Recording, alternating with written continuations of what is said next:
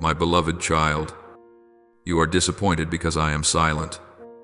But you do not know that it is precisely this silence that is driving the roots of your faith deeper than anything your eyes can see.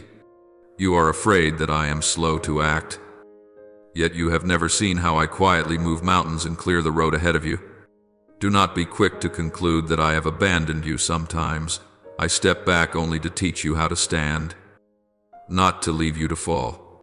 Long ago, the prophet Elijah fled into the wilderness, exhausted to the point that he said, "Lord, it is enough. Please take my life." He thought the Lord was silent, mistook my seeming delay as a sign that he had been forsaken.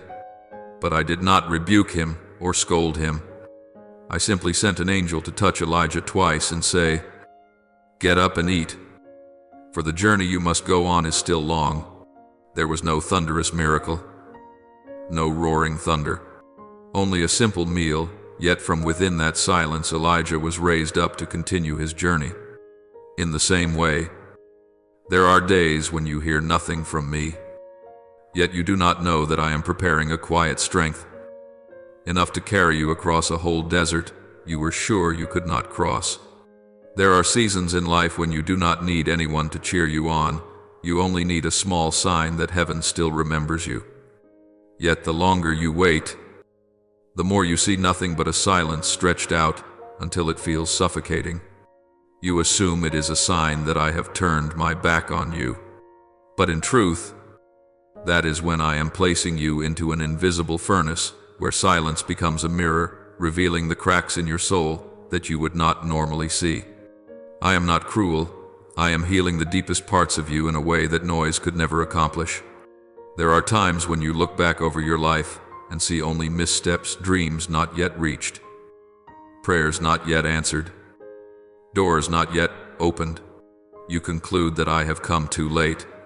Yet it is precisely in those delays that I am resetting your breathing to match the rhythm of heaven. You only see time slipping through your fingers. I see a person being refined to carry a responsibility far greater than anything you are now imagining for your future. And then there are days when the pain is so great that your mind begins to ask, "Is God punishing me?" But you do not realize that what you call loss is often simply me pulling you away from paths whose end is a deep abyss. I do not let you hurt in order to humiliate you. I allow the pain so that you will loosen your grip on the things that are causing your soul to decay. My silence, my slowness, all of it is a carefully measured movement to protect you from what you are not yet clear-sighted enough to see. You still tend to think that when the heavens are silent, it means I have gone far from you and left you to struggle alone with things you cannot even name. But you do not realize that in the very moments when you tremble in the quiet, I am bending closest. Listening to each sigh you try to hide behind a calm facade. I hear even the words that never become sound. I see every tear you quickly wipe away when no one is watching. And yet, simply because I do not answer at once, you fear that I no longer care. My child, silence is not a closed door. It is the room into which I lead you, so that I may mend the deep fractures you dare not touch. If you will be still inside, you will sense that my silence has never been distance, but the way I hold you in my arms without frightening you. At times I allow the stillness to last longer than you would like, because I know there are things that cannot be restored in the midst of noise. You wait for a clear affirmation, while I want you to listen again to the beating of your own heart, where I have always been, not moving even half a step away. You think I am late, but you do not see that I am sharpening your faith in the gentlest possible way. I do not want you to trust me only when you receive what you desire. I want you to trust me even when every outward sign seems to say that I have forgotten. One day you will understand this faith is not born when prayers are answered immediately, but when you keep holding my hand, even when you hear nothing at all. In that very moment you grow, like a tender shoot learning to twist its roots toward the true source of life. I know there are nights when you lift your eyes to the sky and ask, "Lord, are you looking at me?" And I still want you to know that I have never taken my eyes off you. not even for a moment. You see silence as a refusal. I see it as a cocoon cradling a soul that is about to grow stronger. Sometimes I keep silent so that you will stop searching for answers outside yourself and begin to look for me in the rhythm of your daily life, where I hide myself in each small piece you usually overlook. I am not punishing you when I am silent. I am healing you at a pace your heart can bear. And one day, when you look back, you will see that I upheld you through things you once thought were of no importance. But I also see within you a quiet doubt. You believe you are no longer worthy of my attention. You think you are too weak, too wrong, too broken for me to want to draw near. Yet, my child, I do not see you with human eyes. I see you with the gaze of your Creator, the one who knew you before you were formed. I've never accused you with the harsh words you repeat to yourself each night, nor have I ever measured you by success or failure. I look only at the heart that keeps trying, though it is sometimes covered in scars, and I still call it precious. When you let silence lead you into self-condemnation, you unknowingly forget that I am a father, not a judge. What I am waiting for is not your perfection, but the return of your weary heart. Therefore, when you feel that the heavens are mute, do not shrink back and conclude that I am no longer there. I want you to learn to look beneath the surface of the stillness and see that I am still moving in places your eyes cannot yet reach. Do not run from me when you feel lonely. It is precisely then that I long for you to call my name with all the honesty in your heart, even if your only words are, "Lord, I am so weak." You do not need to be strong in order to stand before me. You only need to be real. From that honesty, I will lead you out of the fog that is covering your soul. And then you will slowly realize that the feeling of being forgotten is only the shadow of fear, not the reality of my heart toward you. Once you walk through that shadow, everything that follows in your life, time, opportunities, even delays, will be seen with entirely different eyes. You often look back over your years and wonder why everything seems delayed, why you always feel as though you have missed the important trains. When you see others walking quickly while you walk slowly, you assume that I am favoring them and forgetting you. But my child, I have never measured you by anyone else's pace. Every soul I have created has its own rhythm, its own appointed time, its own journey carefully designed so that it does not lose the essence I placed within it. Yet when you fix your eyes on comparison, you fail to notice my hand reshaping your path. You hear the clock urging you on, but it is often in those very moments that I am pulling you back from hurried steps that would leave your soul wounded and raw. I know there have been days when you opened your eyes and already felt at a disadvantage, out of step, no longer able to catch up with those who went ahead of you. You look at your age, at the opportunities that have slipped through your hands, and you sigh quietly. Now it's too late. But I want you to understand that I do not operate according to the timeline you see. I am not in a hurry when you are in a hurry, nor do I panic when you are afraid. I work in the deep places of the soul, where time is no longer a chain or a limit. You think the long years that have passed were only an empty stretch, but they have been silently carving out perseverance, humility, and faith, things that early success rarely has the power to create. When you think you are wandering in circles, in reality you are walking along the very path I marked out for you beforehand. There are times when you come to pray with a heart weighed down because you feel your life is moving too slowly, and you blame yourself more than you blame me. You ask whether I am still writing anything for your future, or if the pages of your life have already come to an end. But I want you to know that I have never canceled the destiny I began. No closed door has the authority to destroy what I have ordained. You can see only the present, but I see the whole road from start to finish. What you call slow is, many times, the perfect pace to keep you from receiving things you are not yet ready to carry. My child, the fact that you have not reached the finish line does not mean you have failed. Sometimes it simply shows that you are living within the precise process of my timing. I also see in you a habit that quietly wears down your spirit. You keep comparing yourself to the journey of others. You see them going far while you seem to move only inch by inch. And you conclude that you are inferior or have been left behind. But my child, every comparison blinds you to what I am quietly restoring in you. When your eyes are fixed on someone else's achievements, you no longer see the seeds I am sowing in you each day. The fact that those seeds have not yet blossomed does not mean they are not alive. They are simply waiting for the right climate, the right light, the right moment I have appointed. If you force them to bloom in someone else's season, you will cause the tender petals of your own life to break before they have a chance to tell the story I long to write through you. So, when you feel your heart growing anxious because time keeps passing, I long for you to slow your breathing and look at me. Instead of looking at the haste of this world, you are not late. You are being held a little longer so that when the door opens, you will step through with a soul strong enough, deep enough, and mature enough to carry what I place in your hands. I do not want you to receive blessings too early, before you have roots, because rootless blessings will make you fall faster than you think.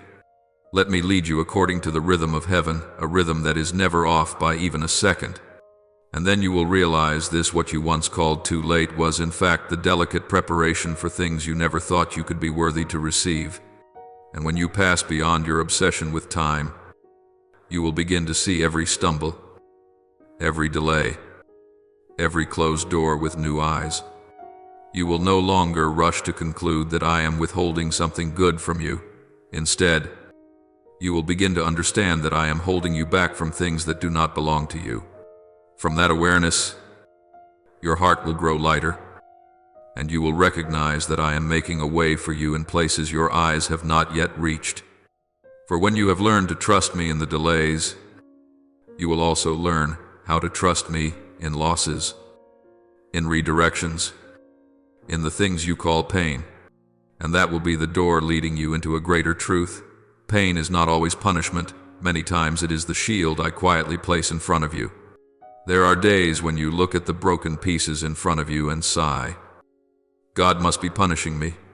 Disappointment seems to come too easily, and joy seems to arrive too late. You watch opportunities fade. Relationships that once looked beautiful begin to crack, and you conclude in silence, maybe God doesn't love me anymore. But my child, I have never used pain to take revenge on you or to push you down. I use it as a mirror so you can see clearly what is weighing your soul down, the things you have been afraid to face. If you are willing to draw near to me, you will discover that what you call unfairness is, at times, the very protection I have quietly prepared just for you. When a door closes, I see you bow your head and blame yourself, blame life, and then blame me. You do not know that sometimes I am the one who places my hand on that door and shuts it before it has the chance to crush you. There are people you thought were right for you, but I could see in advance the pain they might bring into your life. There are places you wanted to go, but I knew you would lose yourself if I let you enter. So I am forced to stop you. Even when you cry because you do not understand, you only see that you have lost something you wanted. I see that I am saving you from a wound you would not be able to heal on your own. And one day you will thank me when your heart is quiet enough to recognize that what I withhold is never less than what I am preparing for you. At times I use delays to keep you from dangers that the human eye cannot foresee. Like the time you were angry because you were stuck on the road or missed an appointment you thought was a great opportunity. You were sad, frustrated, blaming yourself for being careless. But you did not realize that sometimes those very moments of being held back are what kept you far from a crisis I did not want you to face. I do not need to perform a visible miracle to protect you. Sometimes a small delay is enough to change the course of a destiny. If you would look at your life from a wider angle, you would see that behind each late arrival, each change of plan, each lost opportunity, There is often a deliberate arrangement I am quietly putting in place. I do not boast when I rescue you, I simply act. Then stand and watch you walk on in safety. But I also know your easy habit you tend to give me the face of those who have wounded you. When someone lets you down, you are afraid I will do the same. When someone walks away, you fear I too will leave you. And when you are in pain, you quickly assume that I am punishing you. My child, I am not them. I did not come to strike you down.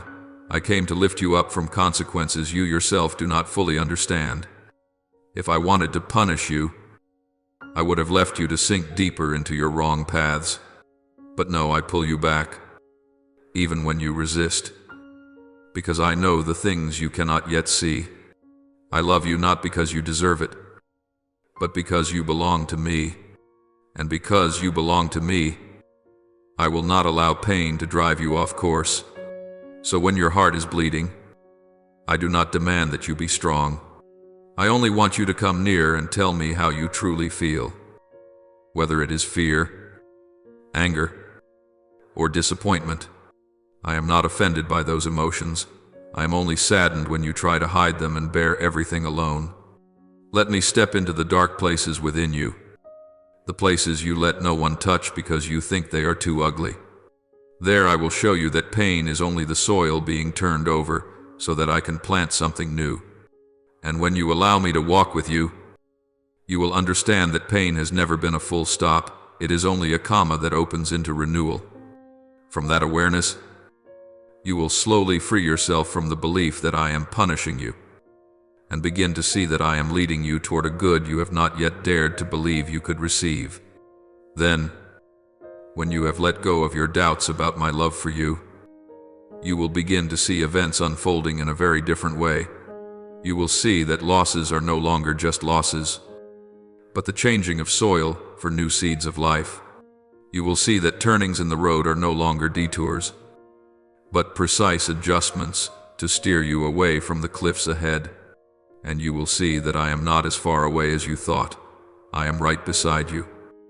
At every step, with every sigh, every time you stand up again. Once you understand the meaning of pain, you will gently realize that not only has pain been misunderstood, you have also misjudged your own worth. And that will be the bridge that leads you to the next truth. You are not a flawed product of your past. You are being reshaped in the hands of a deeply patient potter. There are days when you look back at yourself and see only old scratches that have not yet healed. You remember wrong decisions, trust given to the wrong people, falls that fill you with shame whenever you recall them. Then you conclude that you deserve this, as if every mistake has turned you into someone who no longer has any value before me. But my child, I have never looked at you with the eyes you use to look at yourself. You see only a past full of fragments. I see a soul waiting to be made whole. I am not standing there to accuse you. I am standing there to pull you away from the harsh voice you repeat over and over in your own mind. If you would be still for a while, you would hear that my words are far gentler than the judgment you keep placing on yourself. When you blame yourself for what is past, I see you like a person standing before an old mirror, seeing only a distorted image of yourself and not realizing that it is the mirror that needs to be replaced, not your heart. The more you repeat, I deserve this, the greater the distance becomes between you and the restoration I have for you. You think I keep your failures in constant remembrance, but I have already placed them so far away that you are the only one still holding on to them. You call yourself by names I have never used: foolish, weak, worthless, getting what you deserve. Those words do not come from me. They come from the fear of being hurt again. You are using the past like a lock to chain yourself, while I long to remove it so you can step into a future shaped by my hands. You need only to relax your grip a little, and I will show you the new mirror I am holding out, where you are seen through the eyes of a father, not a judge. I want you to remember that you are only clay, and I am the potter. No one looks at the clay and calls it useless. They only look at the hands that shape it. You are not yet your final form. You are in the middle of the process.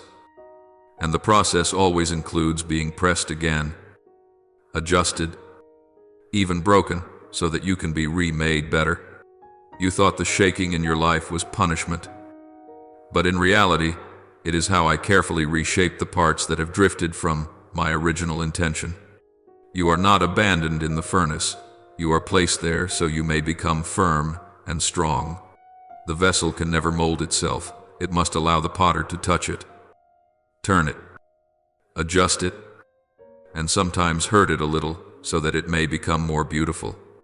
If you will let me work, you will come to understand that you are not broken beyond repair. You are being renewed. Little by little. I know you are tired of pretending you are fine, of trying to use your achievements to compensate for your deepest insecurity. You chase after the expectations of others, hoping that one day they will approve of you and your pain will disappear on its own. But my child, human hearts cannot be your place of healing. They are only a place that leaves you more exhausted. I do not wait for you to become strong before I come to you. I wait for you to admit you are weak so that I can be strong in your place. You do not have to play the role of the resilient one, because I love you in your truest state, tired, fragile, and sometimes not even knowing where to begin. I want you to lay down the burden of having to prove that you are good enough. For if you insist on keeping the right to condemn yourself, you are closing the very door that leads to restoration, which is my hand.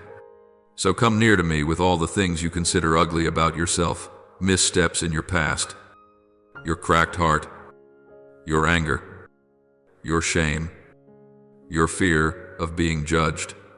I am not unfamiliar with these things. I have seen them long ago and still chose to love you through every stumble. Do not hide yourself any longer behind words of self-condemnation. Let me wipe clean the way you look at yourself, so that you may know you are not the final product of your mistakes. You are a page I am still writing on, not a discarded fragment. And as you begin to recognize your true worth in my hands, you will feel your heart grow lighter and your steps more steady. From there, you will come to understand why I do not want you to merely survive reluctantly. I want you to rise, not only to find peace, but to become living proof that restoration is real and is still unfolding in you day by day. Then, at some point, when your soul is no longer bound by the voices of the past, you will find yourself called to something greater than mere existence. You will begin to see that life is not just a string of attempts to get through the day, but a journey of being sent to reach others. You will know that what once caused you pain has now become a key that opens a door for those who are lost. And you will understand, quite naturally, that I do not restore you merely so that you can feel better. I restore you so that you may become light, so that through you, others may see me. And from that awareness, you will be ready to step into what comes next, living not just to survive, but to carry blessing wherever I place you. There are times when, after too many blows, you only have enough strength to say one thing to me: just let me have some peace. That's all. I understand that, because I see that you are so tired you no longer dare to dream of anything more. But my child, if you live only to avoid pain, only to get through each day, then you are living far beneath what I have placed inside you. I did not save you just so you could hide in a safe corner, lock your heart away, and fear every risk. I set you free so that you could step out, turning the very scars that once made you ashamed into a story of restoration for others. If you only ask for peace for yourself and forget that I long to use your life to touch other souls, the blessing within you will slowly run dry, because it has nowhere to flow. I know that many times you have ranked yourself among the ordinary, only daring to think that it is enough just to get by, asking for nothing more. You look at those who are used and think, I am not that kind of person. And so you retreat into your small, safe zone. But my child, I do not choose people by human standards. I do not look for the perfect. I look for those who have been broken, who have thirsted, who know what the depths feel like, so that when I lift them up, they understand the true value of grace. You say you have nothing to give, but I see in you a treasure that has been formed precisely through the seasons you thought were all loss. All I need is for you to dare to place into my hands the little you think you have. I will break it, bless it, and distribute it to far more people than you can imagine. The battles you are facing are not only about money, emotions, or relationships, as you think. Behind them is a spiritual clash, because on your life there is a calling that hell is very afraid you will discover. You think you are only trying to survive the day, but in truth, both I and the enemy of your soul know that you were created to do far more than that. Every time you want to give up, there is a whisper telling you that your life is meaningless. That is not me. That is the voice that wants you to forget that you are sent, so that you will accept living like a faint shadow in this world. I did not create you to be a silent extra in the background. I created you so that my light in you, however small it may seem, would be enough to shine for someone who has lost their way. When I lift you up, even just a little, I do not do it so that you can proudly say you have made it. I place you in new positions, new relationships, new opportunities, so that through them people may see my fingerprints on your life. I do not want you to show off what you have achieved. I want you to tell of the one who led you through the days when it seemed there was no hope left. The scars in your heart, the traces of your tears, are not things you must hide. They are evidence that you have walked through the fire without being consumed because of me. When you dare to tell others how weak you once were, I will use that very weakness to comfort those who are standing exactly where you once stood. You do not need to have a perfect sermon, you only need a genuine life. And I will use that as a living testimony. Therefore, my child, do not only ask me for blessings so you can be comfortable, then clutch those blessings to yourself as if you are afraid they will be taken away. Blessing truly grows only when it flows through your life to others.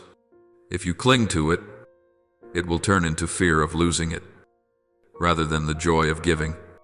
I want you to step out of the mindset of just surviving and begin to ask me, Lord, where do you want to use me today? That question will change the way you see each day, from merely counting down time to receiving every day as an opportunity to do small things of eternal value together with me. And when you live like that, you will see that every pain, every delay, every furnace you once blamed me for was never wasted.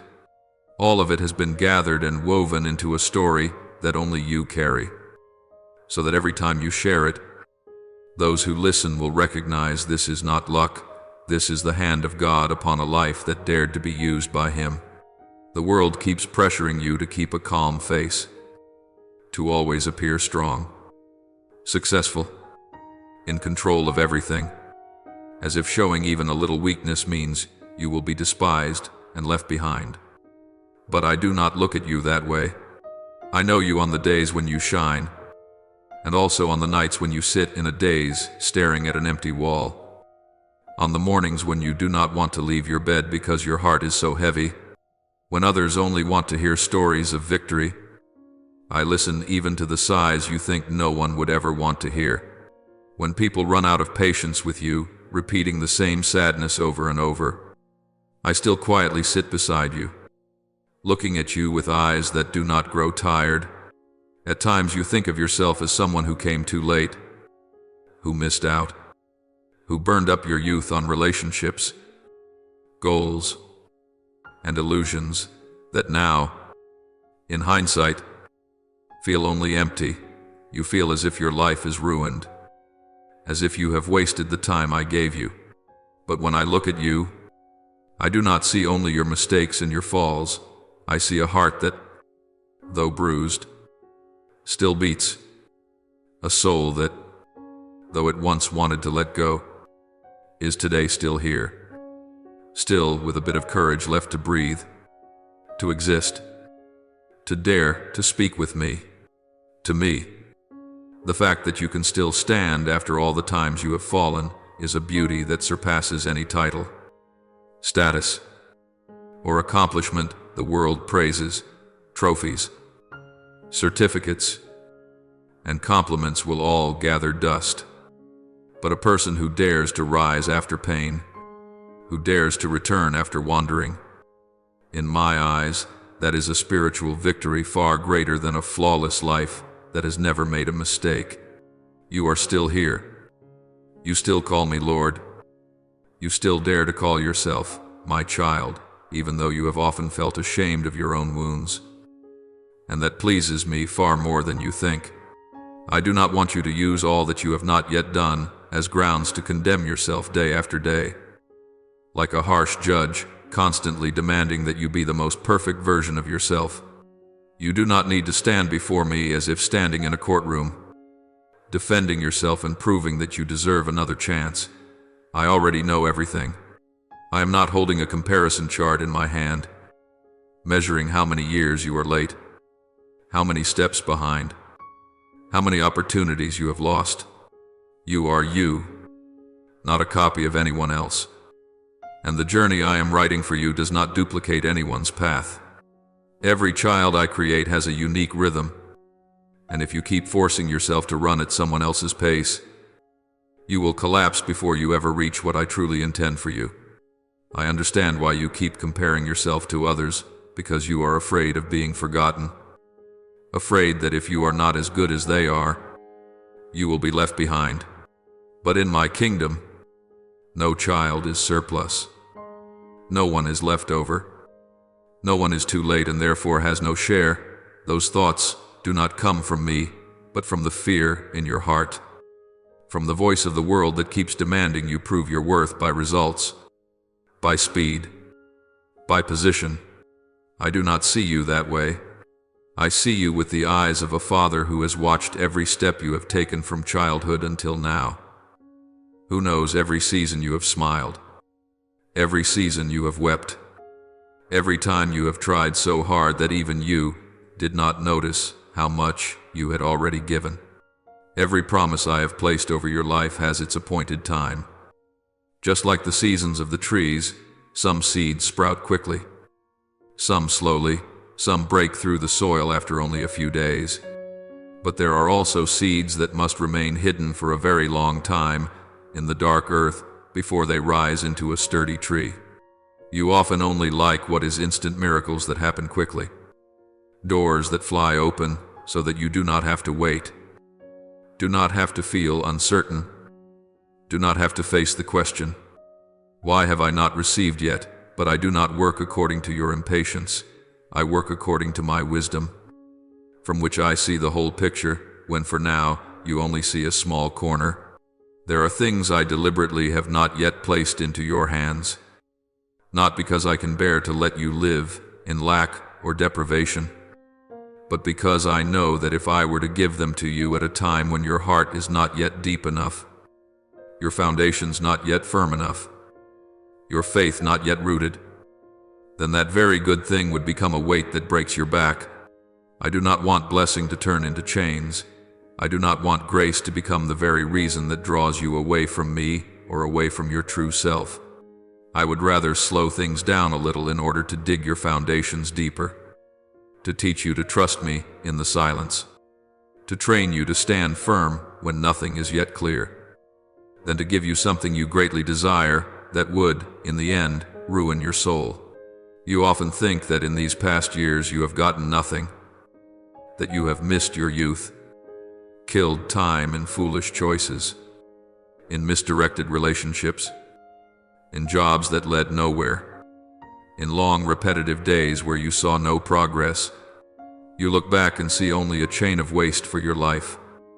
But I see those years as a hidden workshop of refinement that few notice. I have used those seemingly meaningless days to soften you in the places where you were stubborn, to make you more sensitive to the pain of others, to break the deep, secret pride that you would not have recognized if you had succeeded too quickly. I have used the wounds in your relationships to teach you to discern what true love is and what exploitation is, so that next time you can recognize the real value of those who know how to cherish you. I have used the nameless tasks, the years of quiet labor that no one acknowledged, to teach you perseverance, endurance, and doing things for me rather than merely for the praise of people. There is no season in your life that is superfluous. There are only seasons whose meaning you have not yet fully understood. And I do not mock you for not understanding.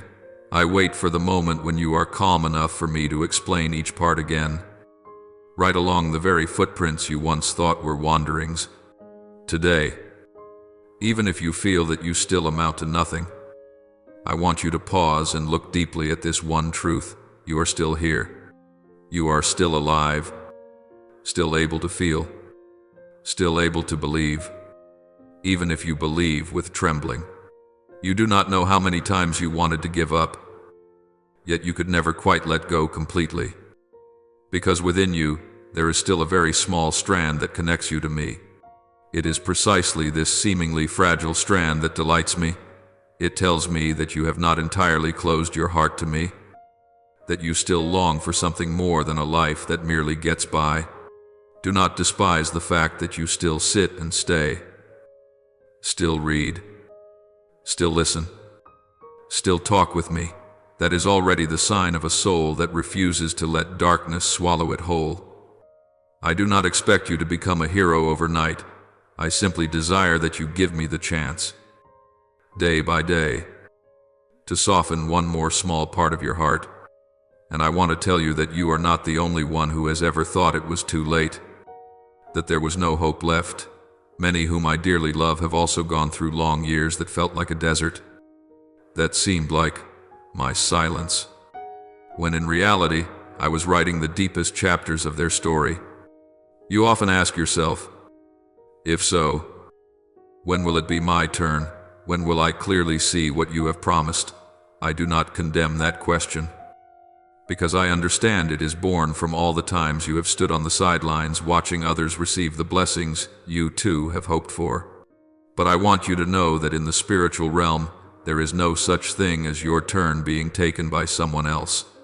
What I have set apart for you, no one can take.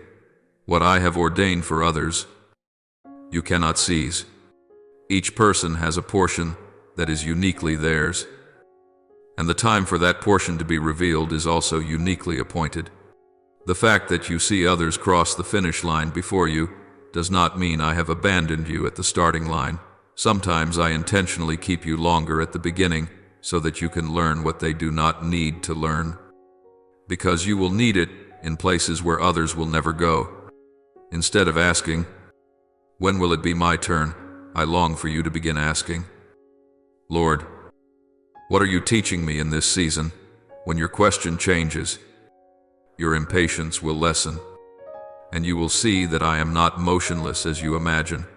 I am busy preparing you yourself and the circumstances around you, so that when I bring you into the place I intend, everything will already be in its proper position. You are not forgotten in some corner of the sky, nor have I placed you at the very end of the line and then forgotten to call your name. I remember you, every tiny detail of your life, the things that others would never bother to notice. There are dreams you think you have buried, but I still hold them in my hands and quietly breathe life into them, waiting for the day when you are brave enough to receive them again without fearing failure. There are words you once spoke to me in tears many years ago, and then, worn out, you stopped mentioning them. But I have never forgotten. I keep them as seeds stored away, waiting for the right season to sow them again into your life. And now, though you do not yet see clearly, things are stirring in the unseen realm. I am stirring up those places you thought had grown cold, awakening the healthy desires you once extinguished because you were afraid of hoping only to be disappointed again. My presence is touching the dry places in you, making you suddenly realize you no longer want to live in a way that is merely getting it over with, no longer willing to accept a life of mere endurance, That is the sign that my Spirit is at work, not to throw you into panic, but to help you know that I am still continuing my work in your life. You may not yet be able to name this change. You only feel a slight restlessness inside when you live exactly as before. A quiet discomfort when you continue to compromise with what you know is not right. A faint longing for something deeper that you cannot put into words. Do not be quick to quench these feelings. They are not meaningless instability. They are my gentle knocking at your door. I am inviting you to step out of a way of living that only seeks safety, that only wishes to be left in peace, that only asks me, please, don't let me hurt anymore, and to step into a way of living that knows how to ask, Lord, how can I belong to you more? How can I let you use my very life to touch someone? I am not demanding that you change the whole world at once. I only want you to begin with the small things I place before you, a sincere word of concern, a compassionate look, an act of forgiveness you once thought yourself incapable of. Every small step you take with me has eternal value, and it is precisely through those small steps that your calling is revealed.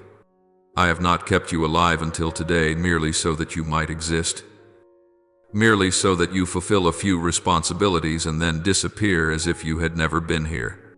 I preserve your life because in your story there is something I want to use to awaken other hearts. The scars on your soul are not only reminders of pain, they will become evidence that I can uphold a person who seemed to have no chance left. You do not know how many people need to hear that from your own mouth, to see that through your own life, and that is why I am awakening you, enlarging your heart, softening the places that once were hardened. You are not forgotten. You are not overlooked. You are not someone I have passed over so that I can attend to other souls who seem more important. You are being prepared for something both gentle and great, to become living proof that I still work, still heal, still make all things new. Even in a life the world had written off as having nothing more to say. So do not be quick to belittle yourself, and do not confine yourself to the role of the one who just needs a bit of peace. I call you out of that. I call you to become a bearer of peace, a carrier of hope, a bringer of my light to the places where your feet tread.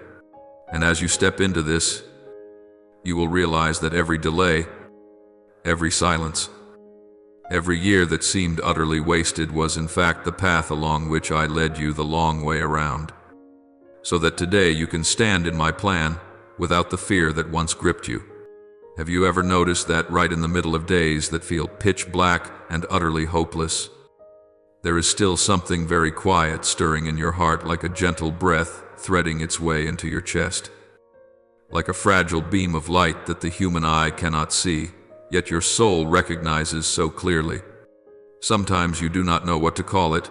You just suddenly feel like crying for no specific reason. You just sense deep within a strange kind of expectancy, as if something greater, purer, truer is slowly drawing near. You think it is only a passing emotion, but I want you to know it is the sign that I am rekindling a new life within you. Not the rushed kind of beginning the world offers, but a quiet yet enduring inception where I do not merely adjust a few external details, but change the way you see yourself, see me, and see this world. You often shrink back, thinking you are too ordinary, too small, too full of mistakes, too late for anything that could be called being used by God. But you forget that I have never written any plan based on the standards of the crowd. I do not look at your age to decide whether you are still in time or already too late. I do not use your failures to stamp ruined over your life.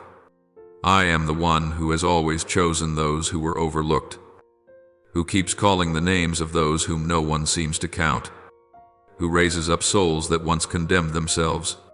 I am a father very different from any face you have ever met. I can take a life that has been labeled a failure and turn it into living proof of how deeply I love and how far my power can go. The weaker you are, the more easily you can become a clear glass through which My light can pass so that others may see, because then they will no longer be able to say, "That is your strength." They will only be able to acknowledge, "Surely someone must have intervened." But my child, for you to become that kind of witness, I have had to guard you many more times than you realize. If one day you were to sit down in silence and honestly ask me, "Lord, how many times have you protected me without my knowing it?" you would probably fall quiet in astonishment. Do you remember the time you were so upset because of a traffic jam? Because some tiny incident completely disrupted the carefully planned schedule of your day, and you concluded it was an unlucky day. Yet, if I were to pull back the curtain and show you what lay ahead, you would see that the place where you think you missed your chance was exactly where an accident had just occurred. And if you had arrived on time the way you wanted, you might not be here now, sitting and talking with me. Do you remember the phone call you were waiting for? The promise that seemed as solid as stone, and then suddenly went silent, without a single explanation. You lost sleep over it. You decided you weren't good enough. That's why they failed to show up. Why they changed. Why they abandoned you. But when I saw that call never come, I saw your future being shielded from a relationship that would slowly erode your dignity and your peace. I know which sweet words would turn into chains. I see in advance which smiles would become blades. I can measure the depth of the wounds you would never be able to foresee. That's why there are messages I do not allow to be sent, promises I allow to break, golden opportunities I myself let slip out of your hands. Even as I hear your sighs, even as I see you blaming yourself, blaming others, and even blaming me, I take no pleasure in seeing you cry over such things, but I accept letting you hurt a little now to spare you from a pain 1,000 times greater later on. You look at a single door as if it were everything, but I see the entire corridor that stretches out behind it. Some invitations seem so desirable. Some relationships appear so complete. Some projects look as if they will bring you status and a name. Yet hidden inside is the price your soul would have to pay. Sleepless nights, the distortion of your character, the gradual loss of the simplicity in you that I love. I cannot allow you to trade your soul for something flashy and short-lived. That is why there are times I choose the way you least expect. I slam that door shut. I sever the connection you want to keep. I let everything fall into a strange, heavy silence. To you, it looks like loss. To me, it is redemption. You ask why I do not explain immediately. It is because if I told you everything, you would trust me out of fear, not out of love. I want you to learn to trust me even when you are not given all the data, so that your faith is not a bargain, but a true surrender. Everything I do, whether it is making a way or blocking a path, adding or taking away, all flows from the same source, an unchanging, inexhaustible love for you. This love is not the kind that spoils you by giving you whatever you want, nor is it the cold kind that throws you into tests merely to check your loyalty. It is like a father keeping a knife out of the hands of his little child, even when the child cries and demands it, because he knows those tiny hands would wound themselves. It is like a doctor pressing on a wound to remove what does not belong there, causing you greater pain for a moment so that you will not be infected later. There are times I allow you to pass through things that bring you to tears, not because I enjoy seeing you collapse, but because I know only such experiences can awaken in you a new depth, a compassion you did not have before for the pain of others. I do not waste your tears. Each drop is received by me, remembered by me, and used by me to soften your heart so you will not become numb in a world full of hurt. When you begin to recognize this, you will stop seeing every disruption in your day as a bad omen or bad luck, and you will be slower to conclude that I am against you whenever your plans fall apart. Instead, you will learn to ask a different kind of question, Lord. In this situation, what are you protecting me from? What are you teaching me? What are you preparing me for ahead? That question is not the question of a resigned victim, but of someone beginning to step into spiritual maturity, where they no longer see themselves as a victim of circumstances, but as one who is being led in every step. When your mind shifts from accusation to seeking meaning, you will sense a deeper peace even before anything on the outside has changed. You will no longer need to hold everything in your own hands, because you know that I hold what you cannot see. And then you will understand more deeply a truth you once only heard with your ears. Nothing comes to you without passing through my hands first. And my hands never do anything except out of love for you. Do not think that these quiet protections are merely so you can get through life in peace and nothing more. I do not guard you from one danger just so you can turn your back and continue living as if I were never there. I preserve you because you are part of a larger plan that I am unfolding on the earth. Every time I pull you back from some pit, I am not thinking only of you.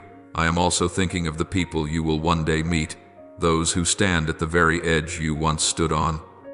I want that when you look at them, you will not only see their problems, but also recognize your own reflection from years past, so that you can offer them not just advice, but testimony. I have been there, and this is how the Lord brought me out. That is why I do not erase every trace of the battles you have fought. I only draw out the poison, leaving the wisdom so you can become a support for others. The blessing I pour into you is not meant to be a stagnant pond, but a living stream flowing through you to water other dry and thirsty places. When you realize that you are saved, preserved, and protected, not just so you can be safe, but so you can be sent, you will begin to live with a different posture. You will ask less often, when will I receive more and more often? Today, what can I give to someone from what I have already received? You will fear loss less, because you will recognize that the one who has kept you from countless dangers, who has broken traps you never even saw, is surely able to provide everything you truly need as you live for his purposes. You will no longer live like someone who only hopes to escape disaster, but like a person who knows they are in the army of a good king, a king who does not push you alone onto the battlefield, but also does not leave you forever hiding in a shelter out of fear.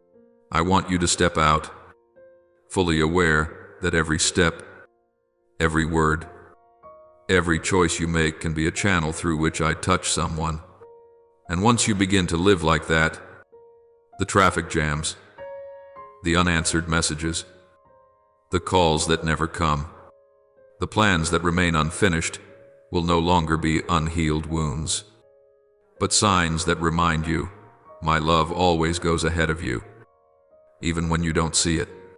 My child, everything I have done, I am doing, and will do in your life, both the things that made you rejoice and the things that once made you weep in confusion, all weave together into one single story, the story of a God who does not abandon, does not make mistakes, does not arrive late, and never does anything except what is good for those who belong to him.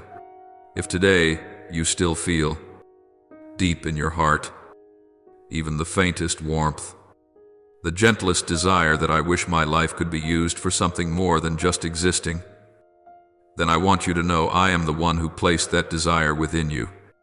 I am calling you out of a way of living that merely survives, into the life of someone who is sent, not in your own strength, but in mine, the one who has so many times kept you from things you never saw, just so you could stand here, alive, breathing, ready to answer, Lord. Here I am. Please use me. You keep running to me with a long list of questions, all the whys and whens and how long, as if the value of our relationship were measured only by how quickly and how clearly I answer you, and by whether my answer matches your expectations. But my child, If I merely responded to each question and then turned away, I would be no different from a cold machine executing requests. You are far more precious to me than that. I will not simply throw a few solutions into your life to fix temporary confusion. I have come to dwell with you, to make myself the deepest answer to the empty spaces no explanation could ever fill. There are moments when you lie there, eyes open in the dark, heart weighed down and lips unable to form a single prayer. You think you are silent, but I hear every cry rising wordlessly from your chest. I sit there, not loud, not showy, simply gently present, touching the places in your soul that you believed had turned to stone. The locked rooms you sealed years ago for fear that if you ever touched them, everything would shatter. It is precisely in that quiet presence that I am working far more than you imagine. You think you have to shout until the sky changes color before I am moved. But even a weary sigh breathed in, my direction makes heaven tremble. Because my love for you has never cooled, even though you have let go, doubted, and accused me. I see the tears you wipe quickly away with your sleeve. And I do not tell you to stop crying, just to get it over with. I do not say be strong the way people often do. I simply whisper, you may cry in my arms, but do not let your tears lead you to the wrong conclusion about me. For while you think you are collapsing all alone, I am holding your heart, gathering each broken piece you are sure no one cares about. Every word you say to me, however clumsy, repetitive, or weary, is never thrown into the void. I keep them. I weave them into the plan I am quietly unfolding over your life. And not for a single second do I turn my face away from what you are carrying.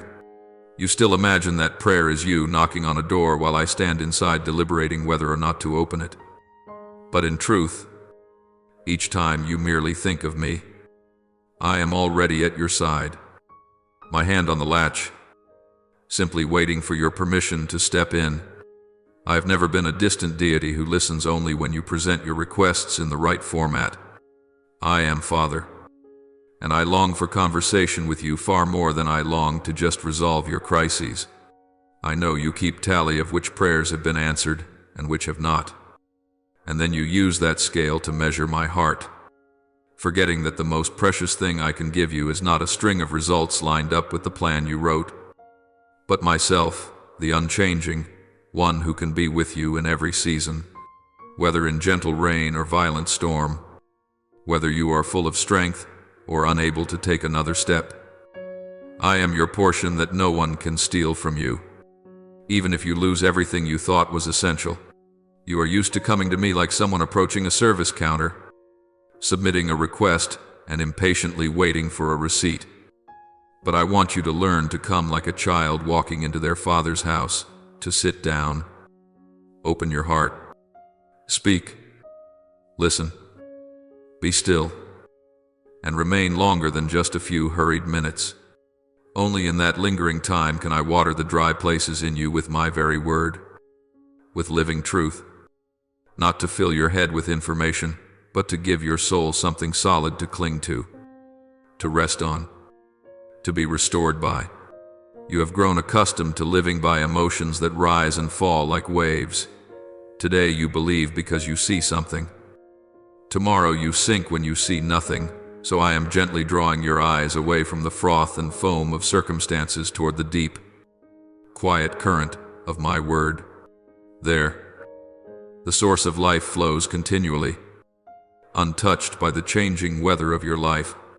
When you are willing to spend time with me, to read, to ponder, to converse with every word I speak, and to place your own honest questions within them, you will find yourself like one who has discovered an underground spring, quiet yet enduring, unseen yet nourishing an entire field. I do not promise that you will be spared from every fierce wind, but I want you to know that if you choose to root yourself deeply in what I say, in who I am, and in my heart for you, then when storms come, You may sway but not be uprooted, ache but not break, grow weary but never be swept away. What holds you is not your own strength, but the unseen yet unbreakable cord that binds you to me. You have often run to seek fleeting encouragement from one person or another, from words that sound sweet but soon fade away, and I do not condemn you for that, for I know you need people. Yet I do not want you to stop at such fragile supports. I long to be the foundation upon which every relationship, every dream, every plan of yours is built, so that when one brick falls, the whole house will not collapse upon you, for the foundation is me, not anything else. When you live continually with the thought of just one more day to get through, you will only gather for yourself, hoping the waves won't strike too hard against your own life. And in doing so, the blessing within you grows stagnant, like a pond without an outlet, whose waters slowly turn murky. But when you begin to dwell with me, to understand me, to drink from my source, you will see that you are called to become a small channel, carrying living water from within you to other dry places. Then, blessing will no longer be something you clutch in fear of losing, but a current that grows clearer the more it flows, richer the more it gives. I see within you capacities you have not yet dared to believe in, the experiences you've walked through, the pains you have held. All these, when immersed in my presence and my word, become the precious substance that allows you to embrace another who is weeping in the same place where you once fell. You will not comfort them with empty phrases, because you know how real that pain feels. And in that moment when you reach out your hand to them, I am there speaking through your words, shining through your eyes, and using the scars that have healed in you to whisper to them that I am near to them too. You may think you are not mature enough, not wise enough to support anyone, but never forget it is I who do the work. You are only the vessel, the lamp. Your task is not to create your own light, but to keep the oil, keep the flame, keep the connection with the source. Each time you return to me, allowing me to touch the parts you wish to hide, letting my words soak into your worn-out thoughts and distorted ideas about me and about yourself, you give me the chance to reshape your understanding of worth, success, survival, and fullness of life. I did not place you on this earth merely to avoid pain and quietly disappear. I placed you there so that amid unpredictable storms and sunlight, you would stand as a small but clear sign that I am real, that I still act, still save, still transform, still walk beside my own. I want you to know that every moment I spend with you, speaking, comforting, correcting, is never wasted grace. For from those quiet encounters you will rise with new eyes, new steps, and a new heart.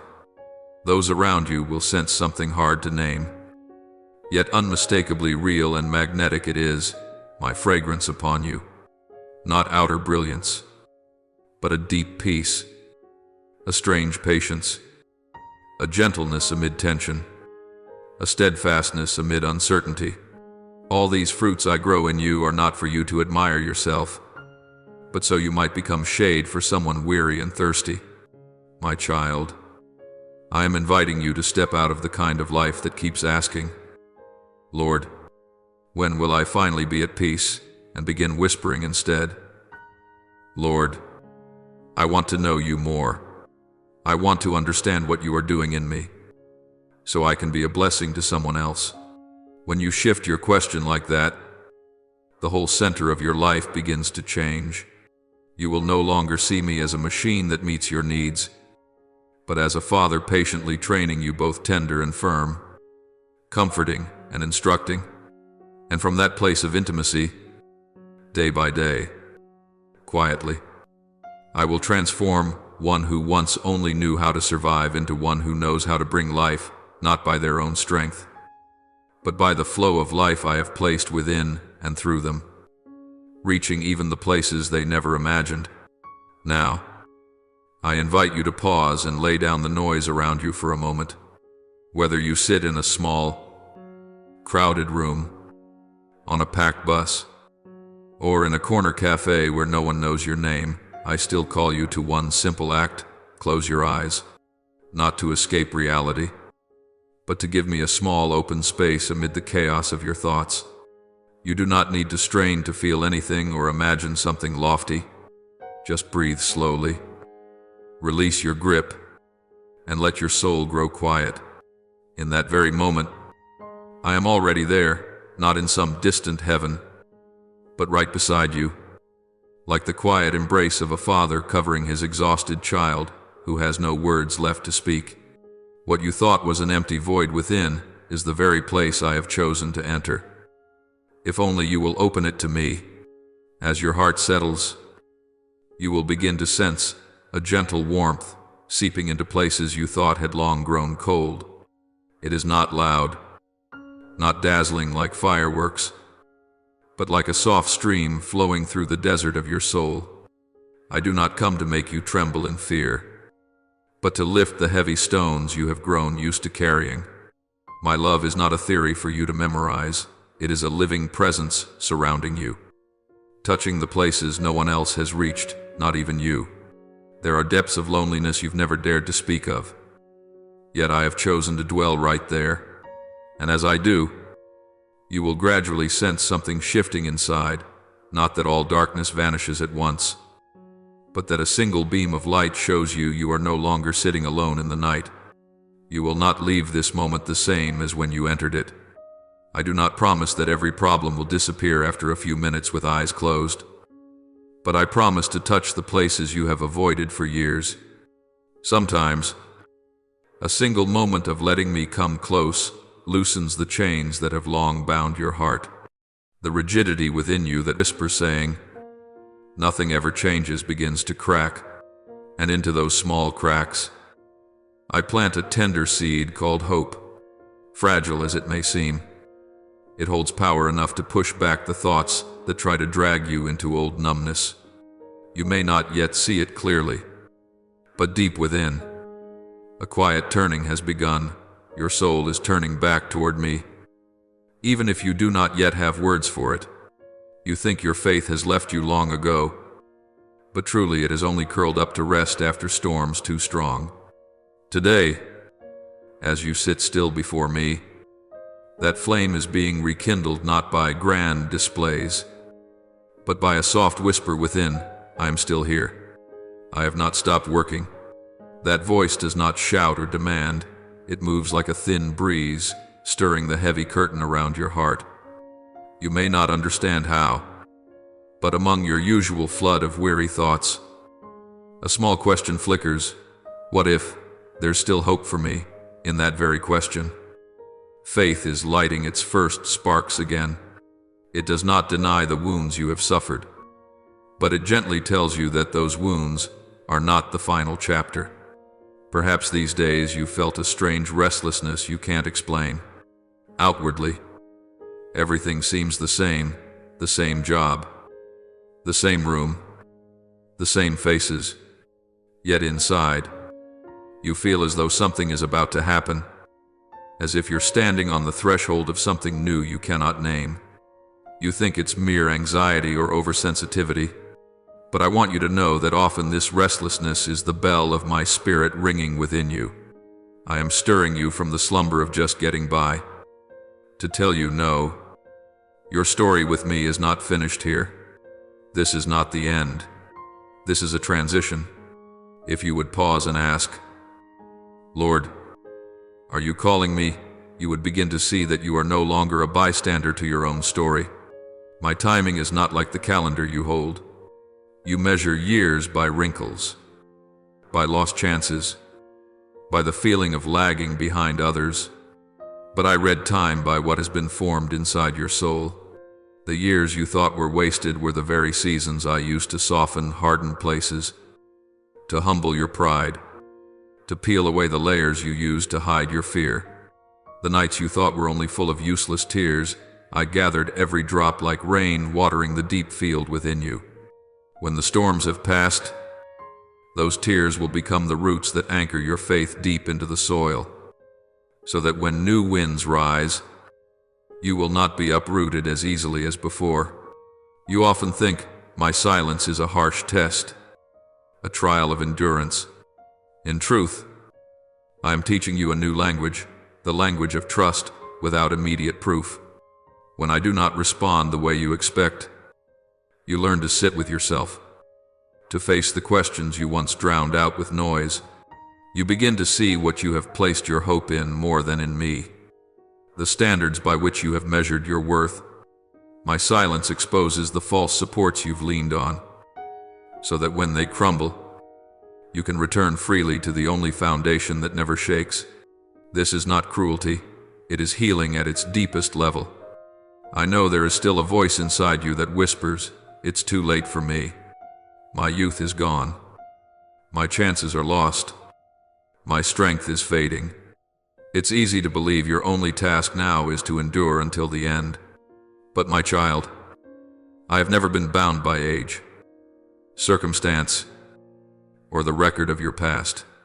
I once called a man when his hair had turned gray, when he had resigned himself to small expectations, and from him I raised a nation beyond counting. I once sought another who had fled from his past and lived quietly in the wilderness to forget his old dreams, and into his hands I placed a mission that changed history. These stories are not ancient legends. They are my reminders that I do not only work with those who start early, I delight in beginning again with those who think they are finished. You are not in the wrong place.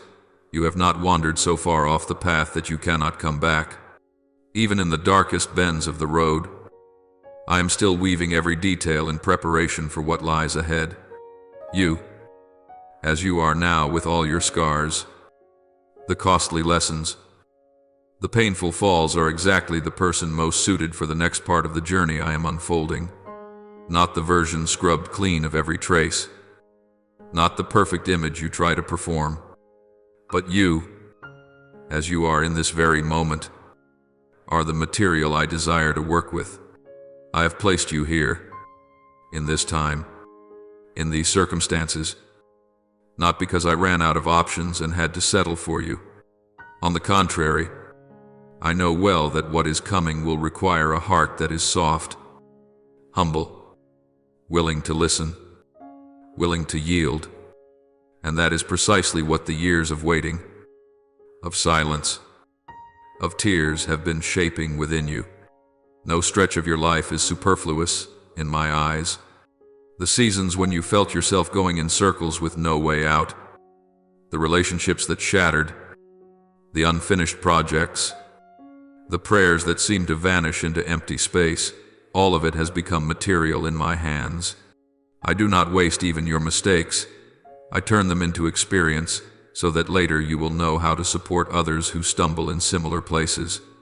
I do not waste the nights when you collapsed over your desk from sheer stress. I use them to deepen your understanding of the weariness in the person beside you. I do not waste the times when you thought you had ruined everything. I make them the foundation on which you learn about grace. In my hands, no shard of your life is reduced to mere rubbish.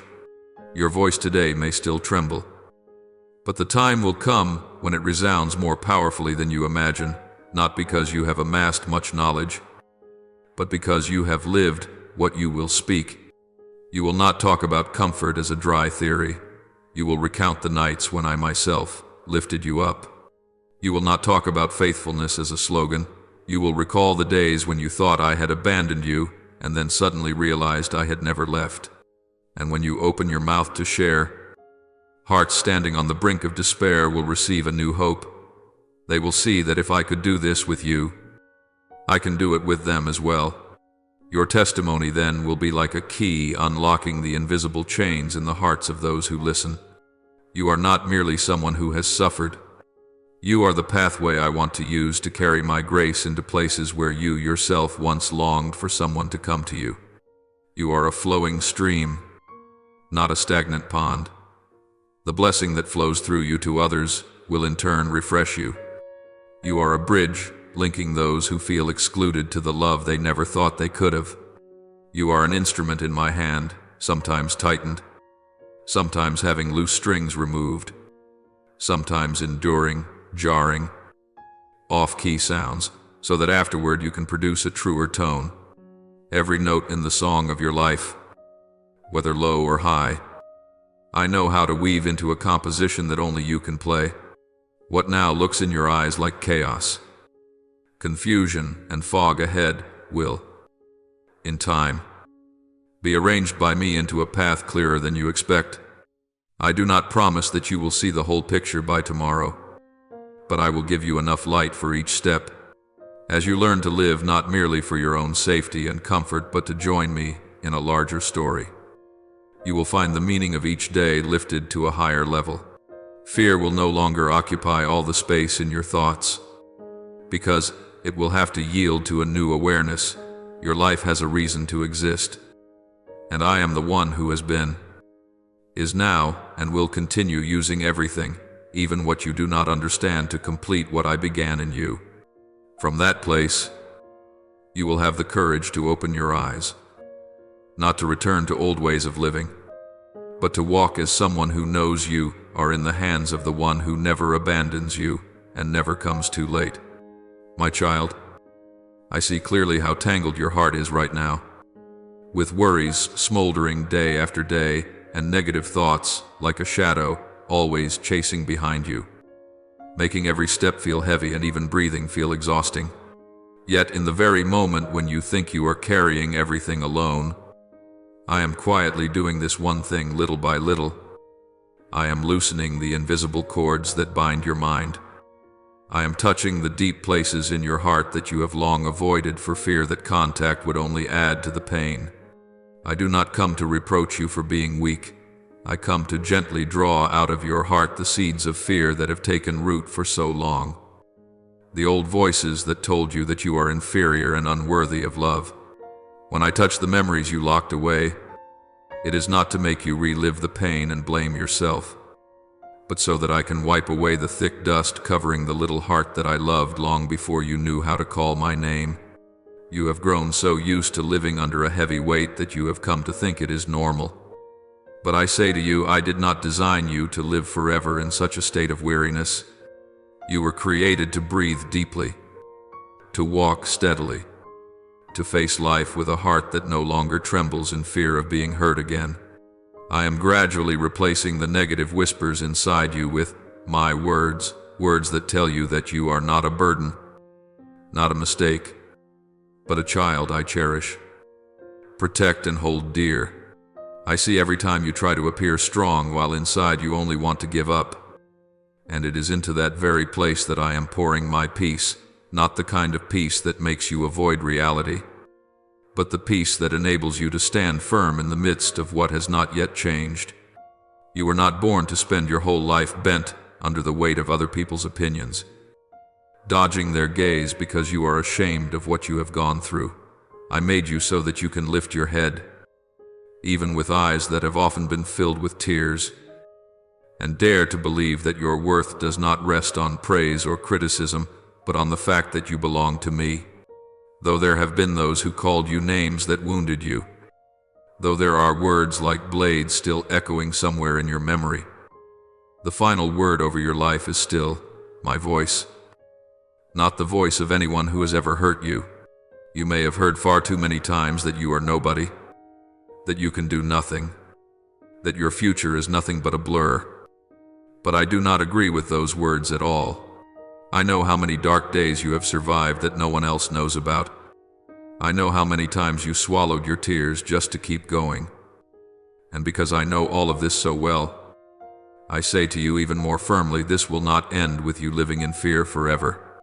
This is not a full stop, but a transition. A turning point where I use my hand to change the direction of your life story.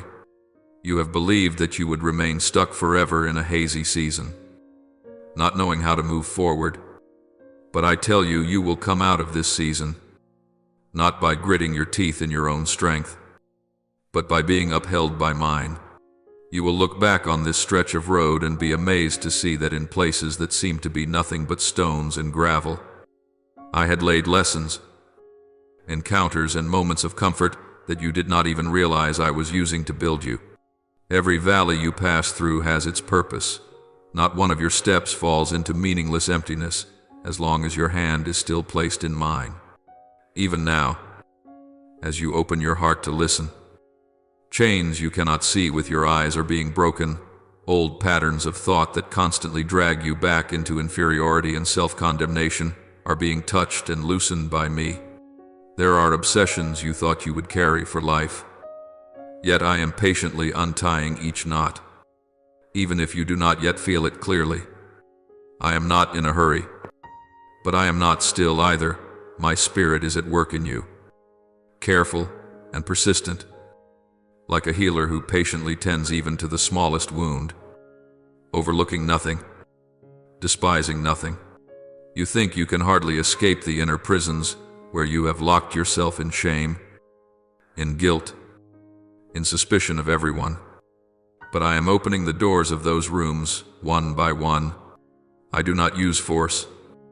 I do not shove you out of your hiding place.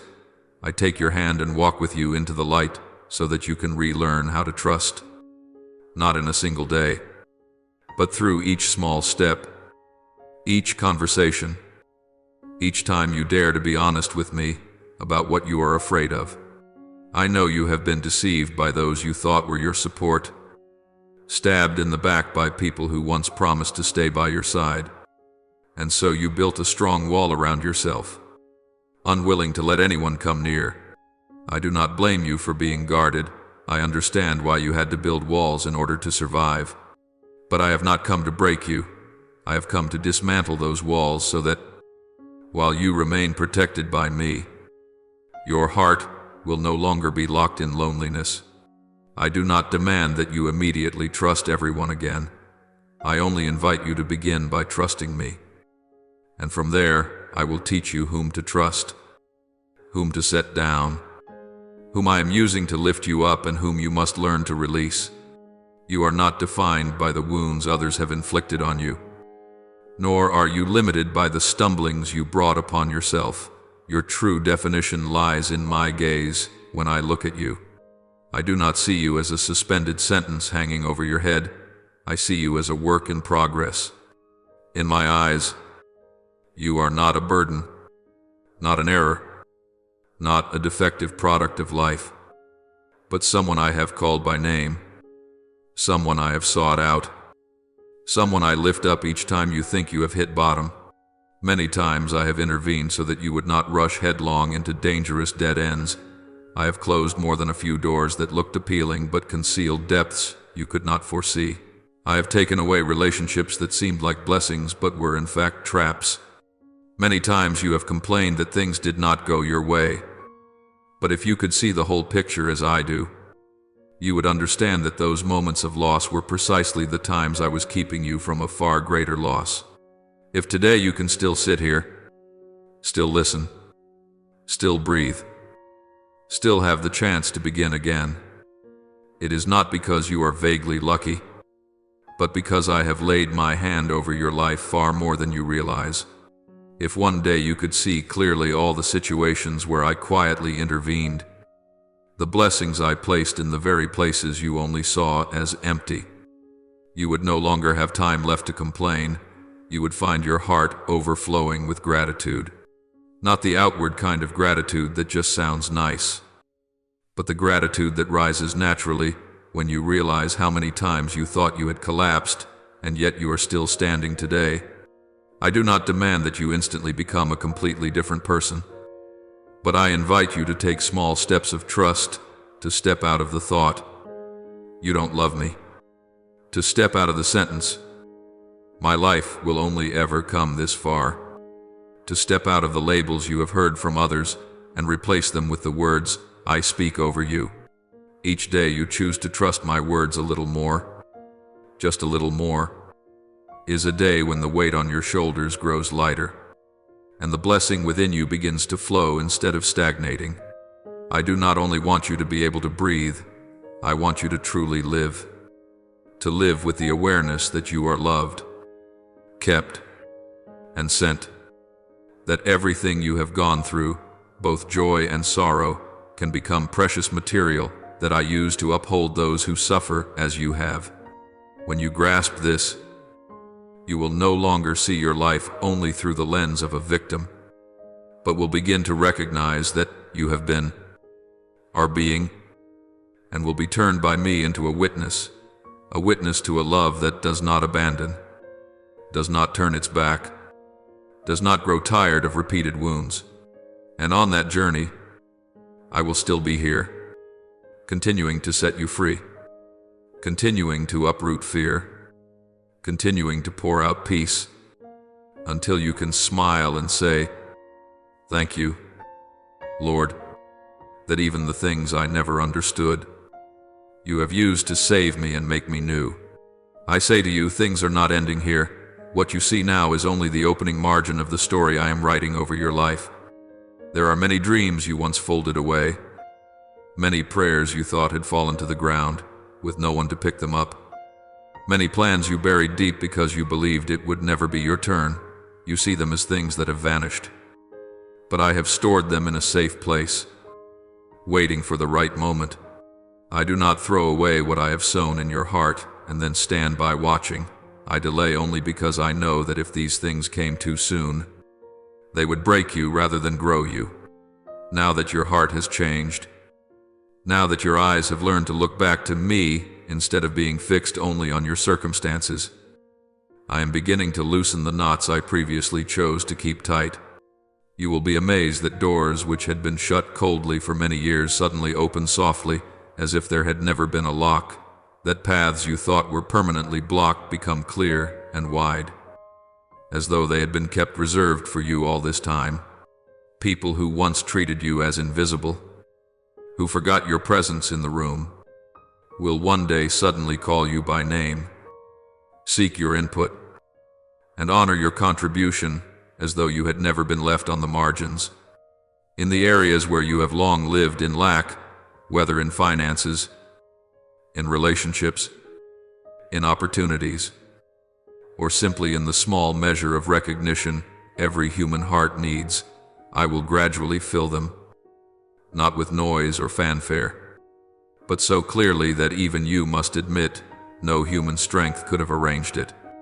I will let you experience the shift from a place of scarcity to a place of abundance, not so that you can boast of how capable you are, but so that you may know there is a source flowing through your life, a source that never runs dry. I do not do this because you are perfect, nor because you are more deserving than anyone else. It all begins with my kindness and my faithfulness. I keep my word to myself. I guard the covenant I have made. I go on loving even when you are weary, doubtful, or even wanting to let go. For this very reason, as you begin to step into a new season in which things seem smoother, lighter, more beautiful, I need your heart to understand one core truth. Everything that is poured out over your life is not only so that your life may feel more comfortable, but so that through you others may recognize me. I lift you up, not so you can build yourself a little throne and sit there enjoying it, but so that you may become a living signpost pointing toward me, letting those who are lost know that hope still exists. I heal you not so that the story ends with your pain gone, but so that those who are still bleeding may look at your closed scars and believe that they, too, can be healed. Therefore, when you begin to see good things coming to you, job doors opening, healthy relationships, new steps forward, inexplicable favors, do not let your heart grow careless and forget the nights you once cried alone and called out to me in exhaustion. Do not let the words of praise be given to others, while in your own heart there is only the feeling, I deserve this, as if you had climbed to where you stand now by yourself. Pride does not always appear in loud declarations. It slips in quietly through thoughts like, without me this would never have happened. In the way you look down on others because they have not gone as far as you. In each time you stay silent about me, yet speak so much about yourself. Remember this: what gentleness, gratitude, and humility have patiently built in hard seasons can be destroyed by just a little self-exaltation. I may place you in higher positions, give you more influence, more voice, but at the same time I carefully teach you the lesson of bowing low. For only those who know how to humble themselves before me can stand firm before the temptations that will come with that increase. In the hidden place under my arm, when you choose to obey though no one sees, to keep your heart pure though no one praises you, to speak the truth though it costs you, there the true strength of your soul is unlocked. That strength is not the ability to force others to listen to you, but the ability to stand when the wind changes, the unshaken peace when everything around you shifts, the love that does not die even when you are misunderstood. You are not listening to these words by accident. It is not random that you have come across this message amid all the noise out there. I arranged for you to read, to hear, to pause here, because I know that inside you a new threshold is approaching. This is not just a sentence to make you feel better for a few minutes. This is a word that awakens the deepest part of you, the part you let fall asleep because you were afraid to hope and be disappointed again. I am touching what once burned bright, but has been covered by your dust. I am calling back the dreams that are from me, which you abandoned in order to live a safe life. When you feel your heart stirred, your eyes sting, or a strange longing rise up, that is not just a passing emotion, it is faith coming back to life. The seed of life in your soul pushing up through the soil of doubt. I do not promise you that from now on everything will be smooth and without hardship. I never make peace with falsehood. But I assure you that from the moment you decide to respond, to trust more, to walk deeper, the trials that come will no longer be like those before. You will no longer fight like someone merely trying to get through the day, but like one who knows they are entrusted, equipped, and sent out with a clear purpose. You will begin to pray differently, not only asking, "Just get me through this," but asking me to use what you go through to bring hope to others. You will work differently, not just to make a living, but to carry my presence into the places where I have put you. You will love others differently, no longer with a draining, demanding love, but learning to love as I love you proactively, patiently, ready to forgive, and everything I begin to release over your life, from career doors, family turning points, opportunities to serve, to inner changes in your character, will press you closer to the image I sketched for you even before you were born. That is why today I speak to you with a serious yet tender voice. Be watchful. Keep your heart soft before me. Cherish even the smallest grace. And do not forget to call my name in both joy and tears. For when you respond in this way, the faith within you will no longer be a fleeting feeling, but a steady flame, giving light to you and to those I will bring into your life in the coming season. And it is from that seemingly torn story that your faith, the faith you thought had completely gone out, that seemed hazy like a distant memory, is quietly being awakened by me again. It is not the fleeting excitement you once had, nor the shallow enthusiasm that flared up and quickly shattered because of a few small events.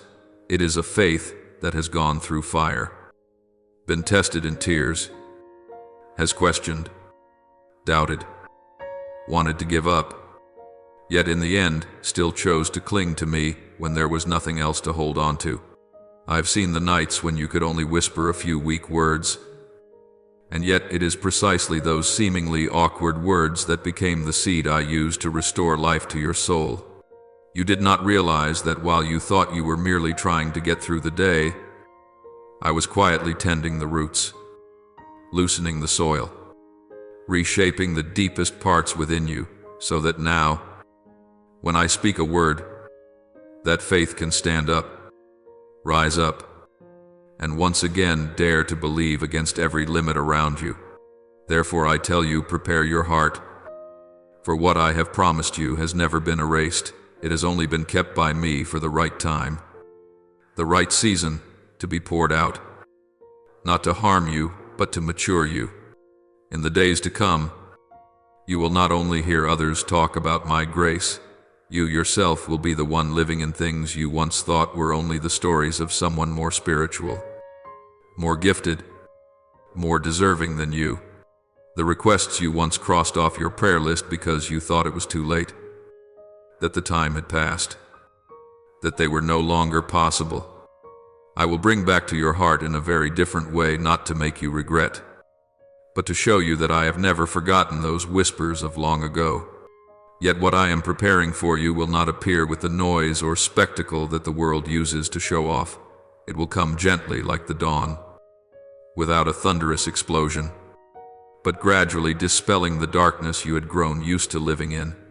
I will begin by changing the way you see yourself, changing the way you speak about your circumstances, changing even the way you define the word hope. You will one day wake up in the morning and realize that it is not because everything on the outside has suddenly become perfect, but because within you there is no longer a barren wasteland. You will notice that the way you speak has changed.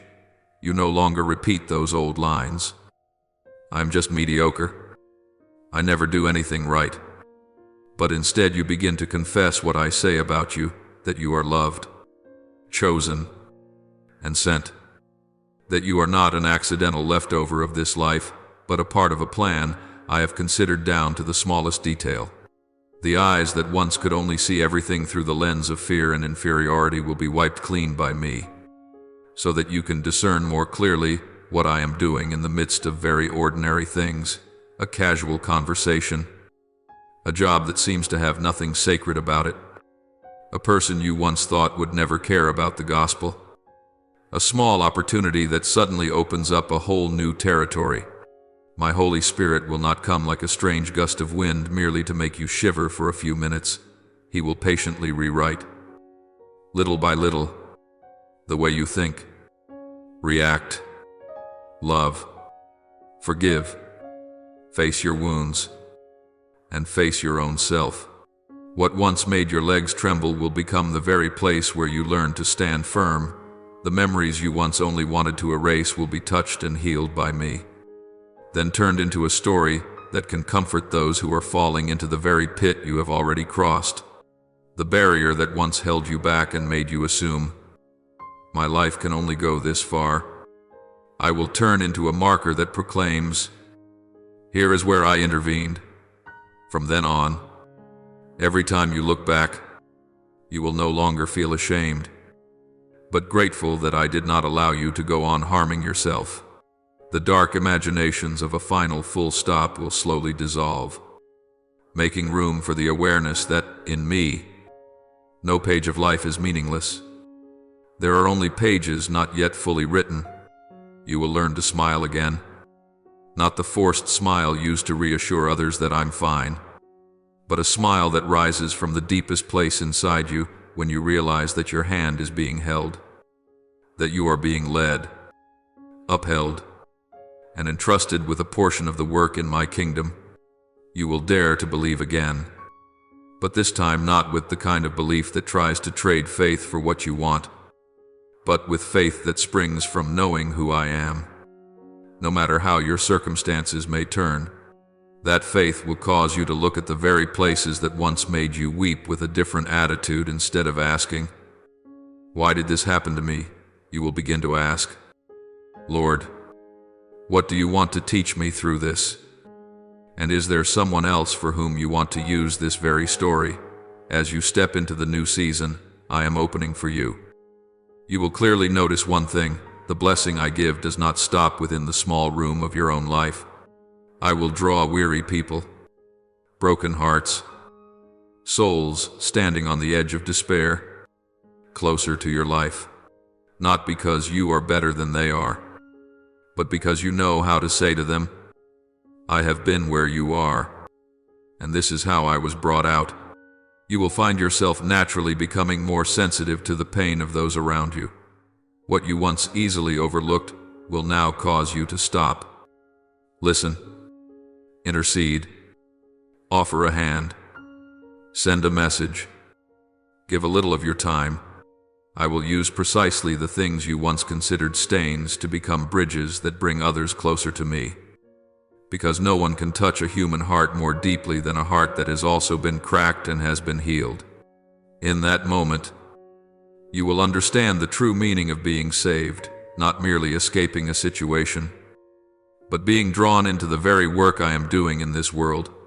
You will no longer pray only, "Give me peace, give me enough to live," but will gradually learn to pray words that stretch beyond your own line of sight.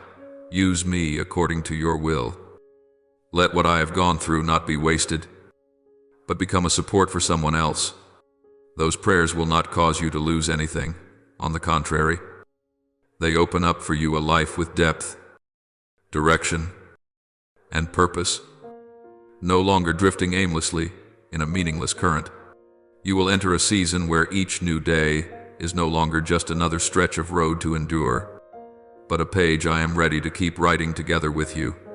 I will show you the small doors you once dismissed, an ordinary job that becomes the place where you can live faithfully and reveal a different spirit, an imperfect family that becomes the soil where I let you sow love and forgiveness, a small group of people that becomes the place where I teach you to persevere.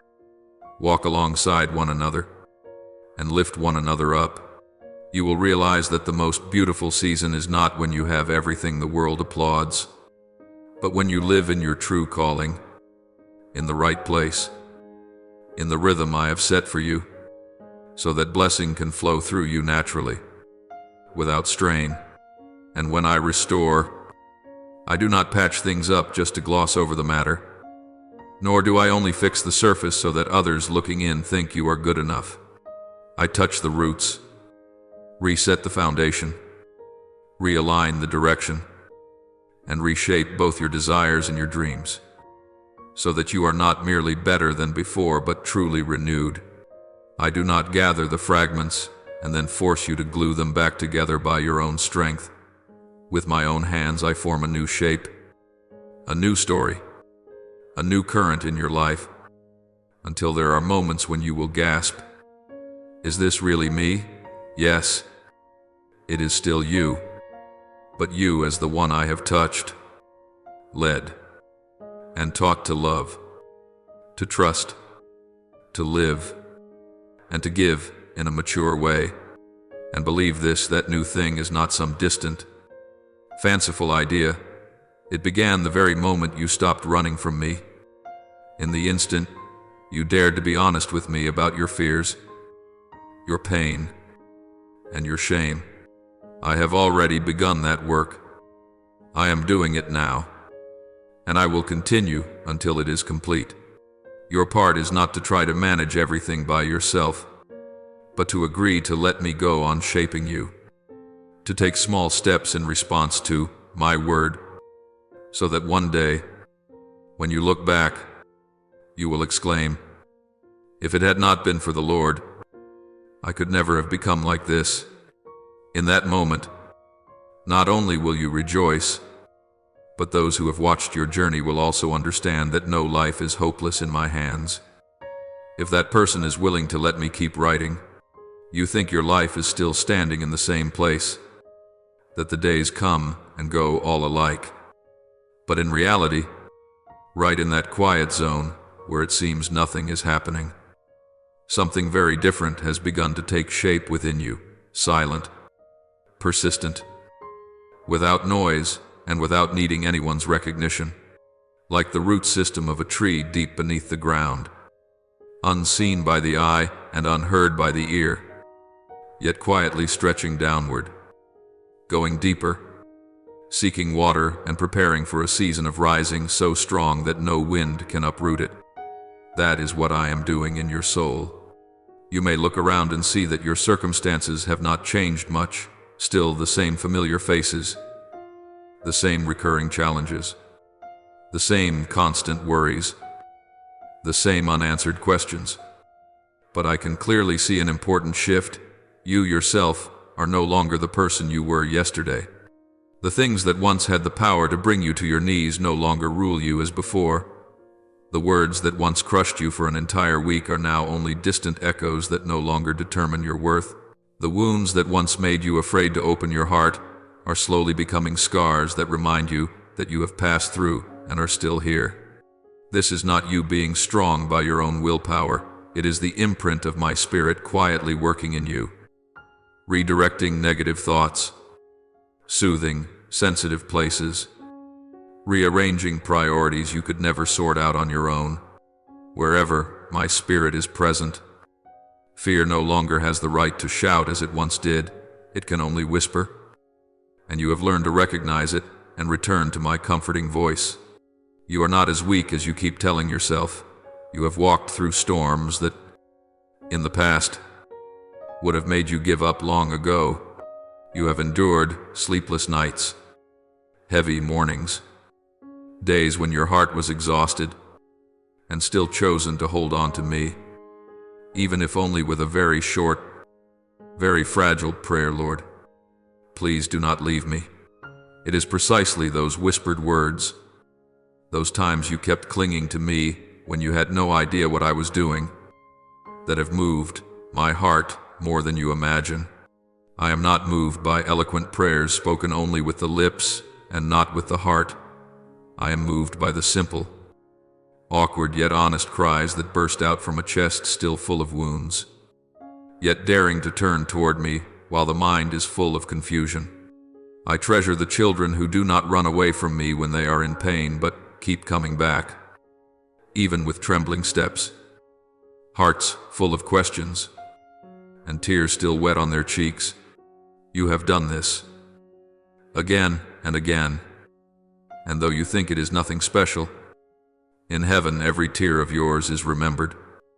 Every sigh is clearly heard by me. Never have I turned my face away when you cried. Not for a moment have I stopped my ears to your lament.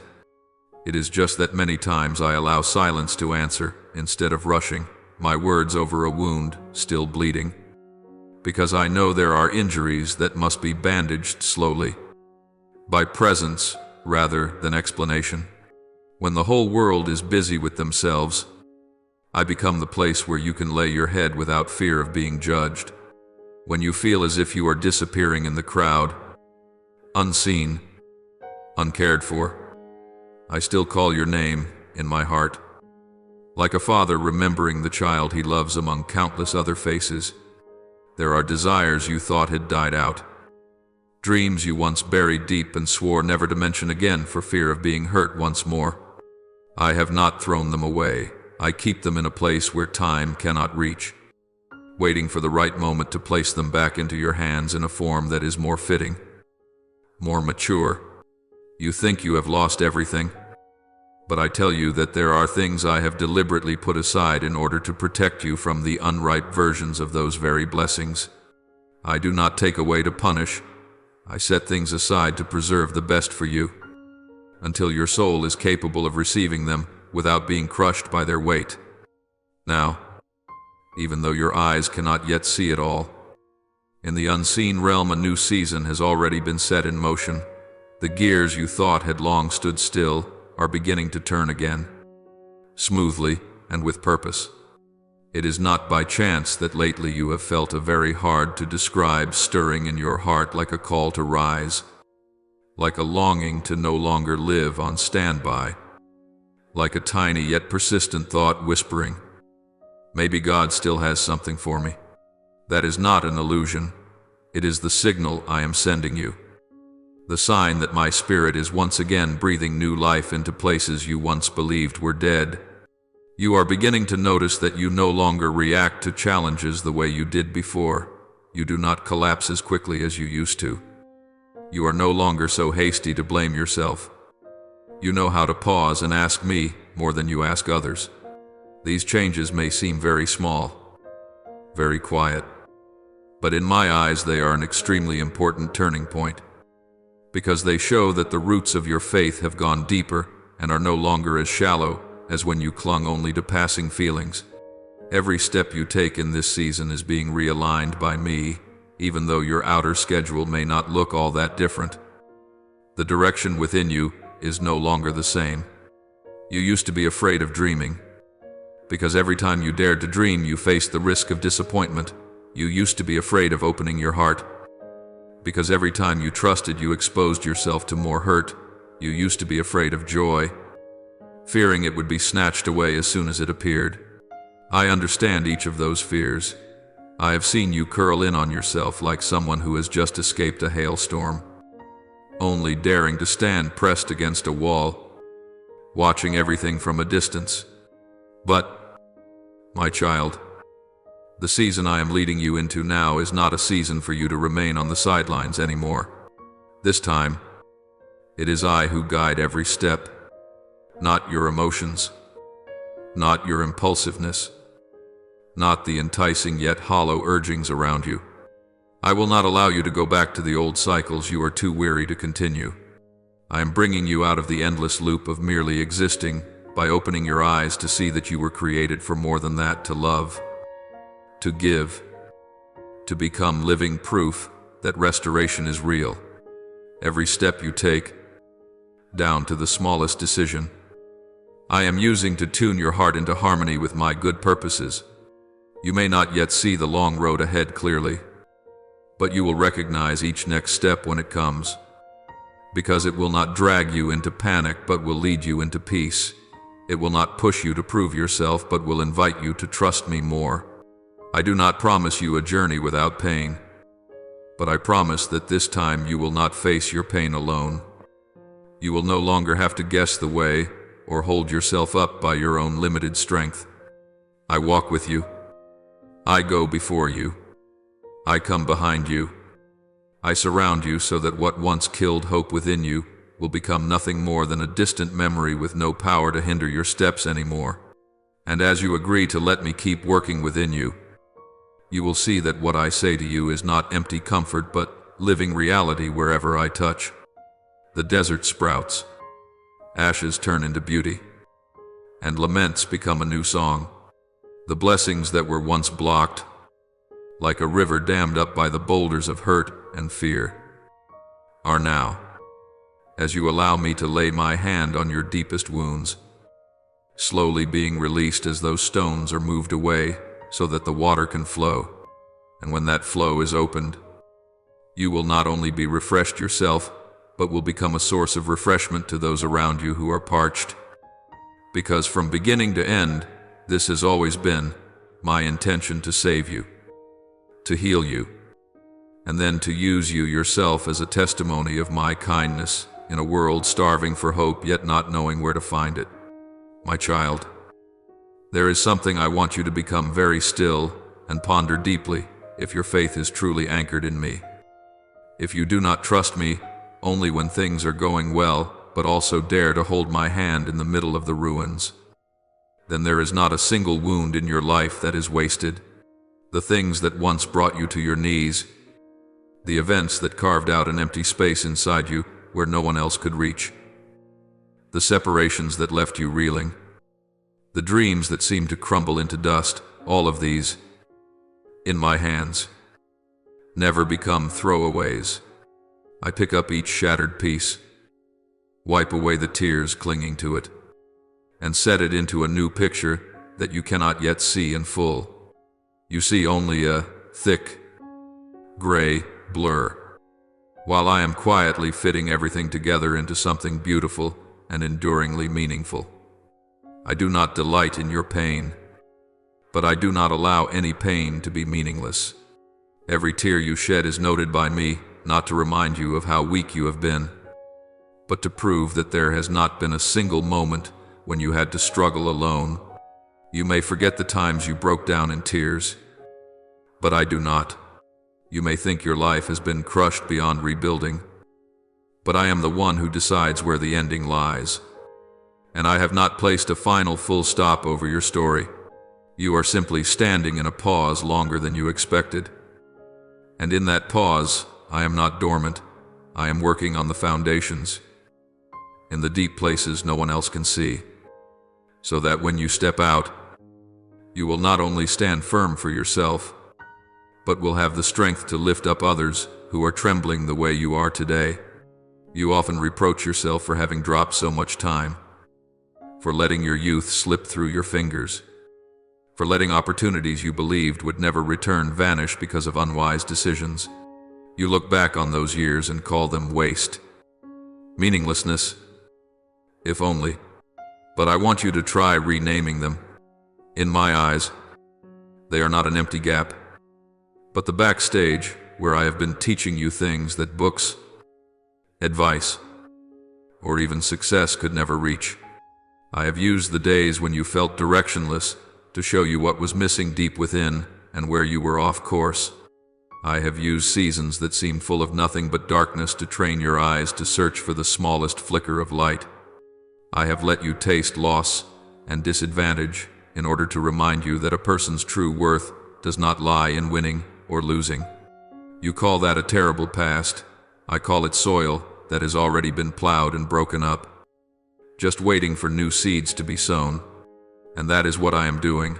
I am sowing again, rebuilding again, rearranging again, with a patience far greater than anything you have ever imagined. You think that all that is left of you is a scorched foundation after a great fire, but I see in that very place the best ground on which to build a new house, because nothing of the old remains to hold you back. You will not stand forever in the ashes. You will step out, and one day you yourself will find it hard to believe that the place where you now stand is where you once thought everything had ended. I know there are times you look up and ask in your heart, why did you not stop those things from happening in the first place so I would not have had to hurt this much? You ask that because you are looking at everything from where you stand, where you can see only a very short stretch of the road. I do not rebuke you for that. I understand how tired your heart is, but I want you to know that sometimes, if I were to remove immediately everything that causes you pain, you would never truly grasp what you have been rescued from. It is precisely those wounds that slowed you down, that stopped your feet, that kept you from racing headlong into dead ends that only seemed to glitter. It is precisely those disappointments that pulled you away from ties that would have bound you until you no longer recognized who you were. I do not create evil or sin, but I know how to turn even the worst things you encounter into a part of your restoration story. What the enemy intended to use to break you, I use to show you and the world that no power can snatch you from my hand when you allow me to hold you. That is not just a way of thinking to make you feel less sad. It is the way I am truly at work. I do not demand that you smile through gritted teeth while still bleeding. I merely invite you to lift your eyes a little, to look further and higher, to see that pain does not last forever, but my love has no end. You often live in quiet anxiety, fearing that you have delayed too long, that you have fallen too far behind, and that what I once promised must have fallen away with the passing years and repeated failures. But, my child, I am not like human beings who change their minds because time has gone by, or who tear up the script of your life because you have stumbled. What I began in you, I have both the power and the patience to bring to completion. The years you consider completely lost I can repay in ways you cannot imagine. I do not simply give you back the old things, because many of those were never truly good for your soul. Instead, I give you things that are deeper, truer, more enduring things that mature you, that soften your heart without breaking it, that teach your faith to cling to me rather than to outcomes. There will come a day when, looking back, you will whisper, the waiting was not wasted. Every tear was worth it, because through them I learned what is truly real.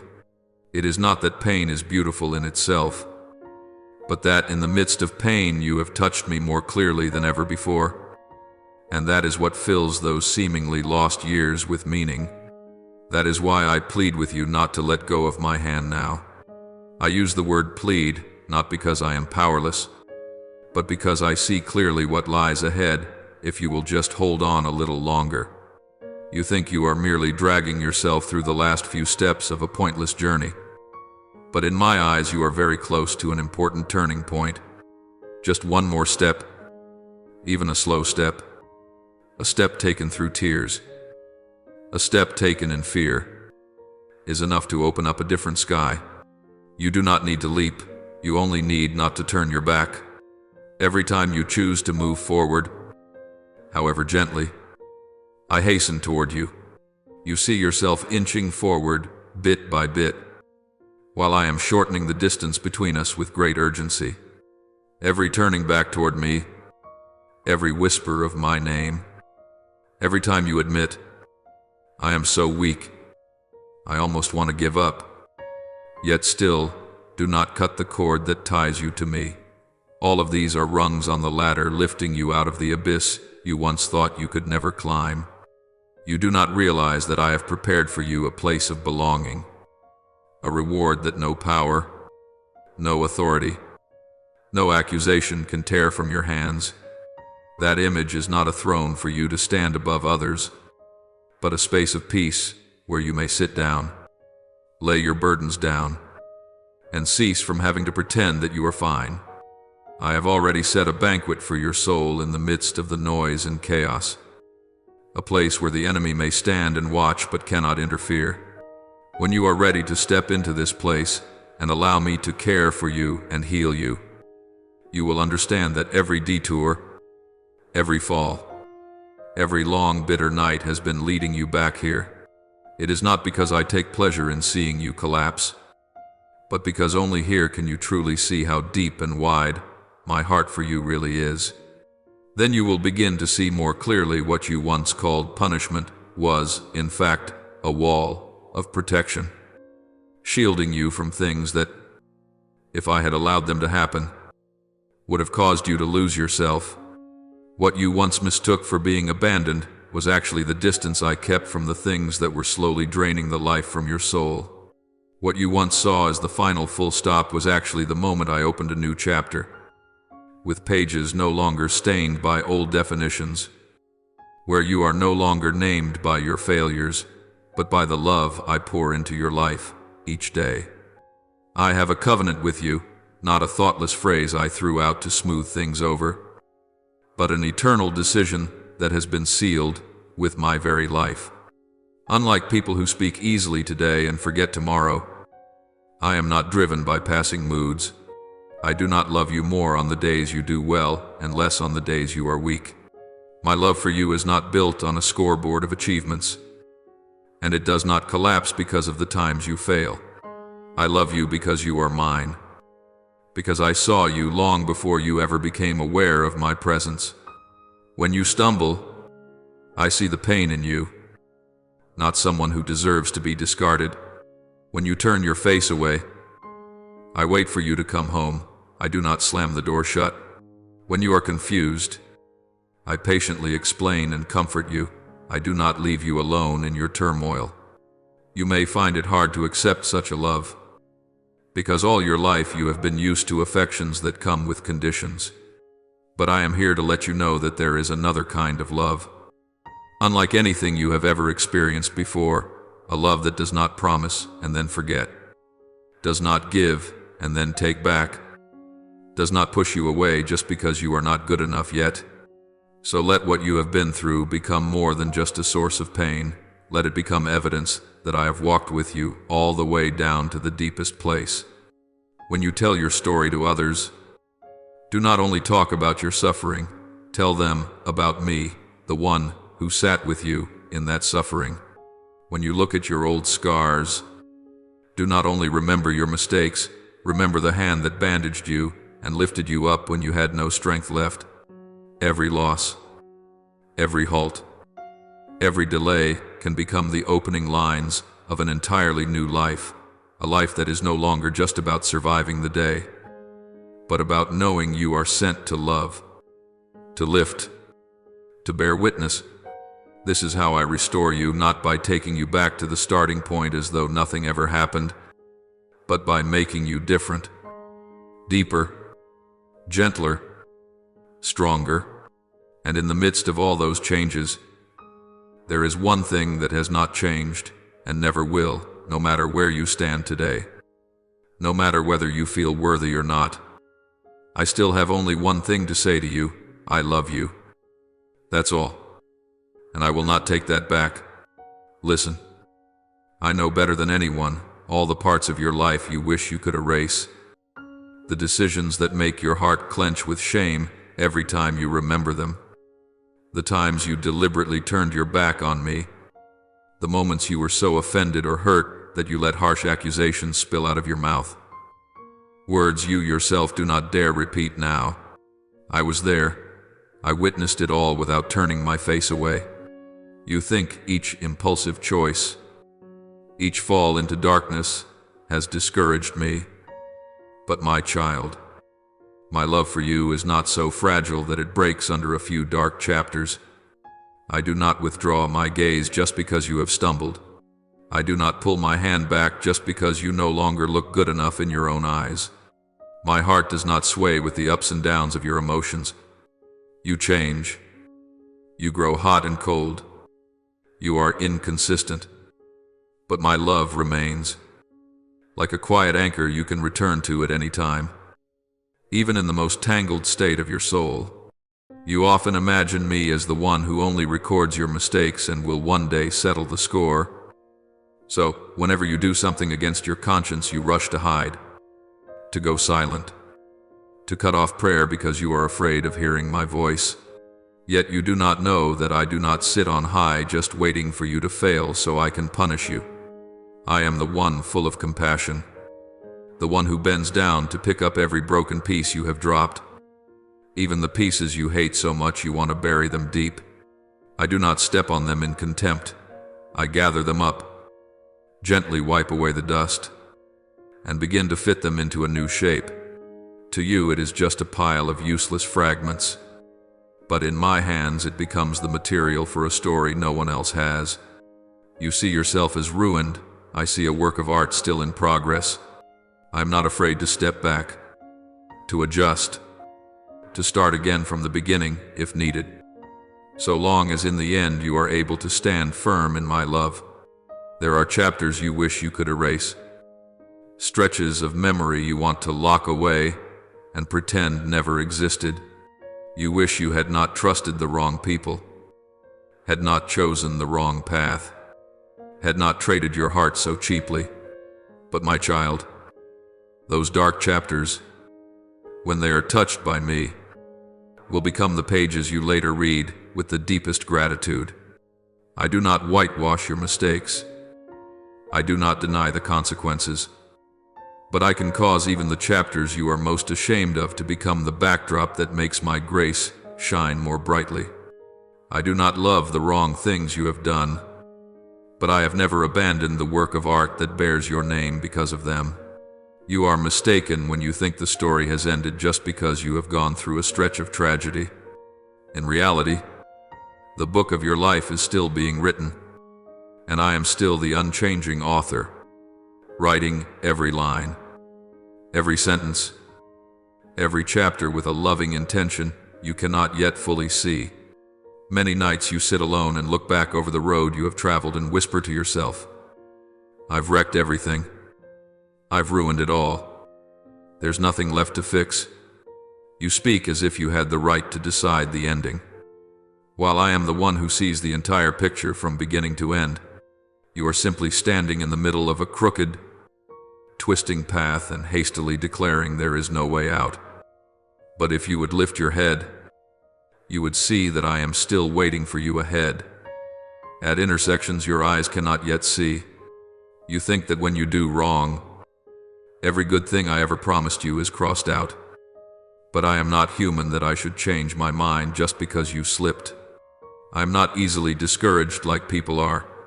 I knew every misstep of yours in advance and still chose to write promises into your story.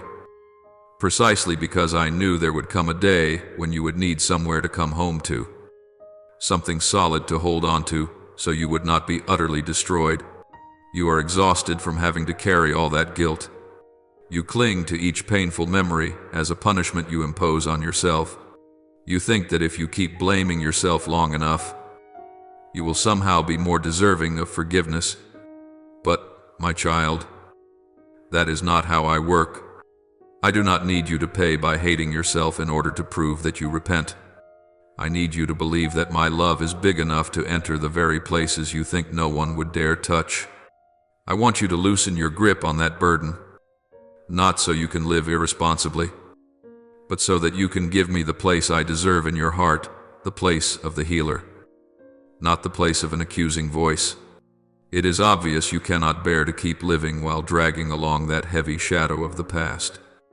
So why will you not let me cut the rope that is tightening around your neck? Why do you cling to it as if that were all you deserve?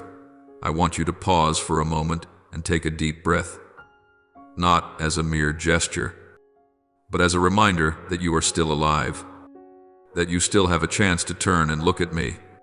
I am here, not as far as you imagine. Only a single turning of your heart away. Only a single honest word. Only a single breath where you dare to let go of all your striving. When you breathe deeply, you release some of the words of self-condemnation. When you lay the burden down, you finally have space to receive the peace I have long prepared for you. That peace is not the feeling that everything is perfect, but the steadiness of heart in the midst of unfinished things. Because you know I am the one in control, not your past mistakes or your future fears. Let me be the one who rearranges the chaos inside you. Let me be the one who wipes clean the hidden corners you do not dare face. I do not come to pull out your file of sins and review it. I come to close that file with the seal of mercy. I do not deny what has happened, but I cleanse your heart with a love that does not keep score. I wash away the dust that has settled on your soul for so long, not so you can pretend you have never failed, but so you can stand up without trembling under shame. I want you to see clearly how weak you have been, so that you may understand more deeply how strong I am. You do not need to hide, or beautify, or deny what is past. You only need to place it in my hands, and leave the rest for me to deal with in my way. You often worry that everything that once belonged to you has been lost, that the opportunities that slipped away will never return, that what you have ruined can never be restored. But my child, the things I have destined to be part of your life cannot be stolen by any power, not even by your own weakness. There are things I allow you to lose because they were never truly yours. But what is truly your portion in my purpose, I still hold, still keep, still protect in a place no one can reach. Even when you are not yet mature enough to receive it back, I patiently wait for you to grow, to finish the lessons you need to learn, so that when the right time comes, you will receive and not lose it again. What is yours in me does not fall away. It is only being kept for the proper time. I do not play at punishment by hanging blessings high in front of you just to torment you. I set them into a timetable that all of heaven knows is exact, while you see it only as delay. There will come a day when you look back and realize that there were prayers I did not answer immediately. Not because I did not hear you, but because I was preparing something better for your soul.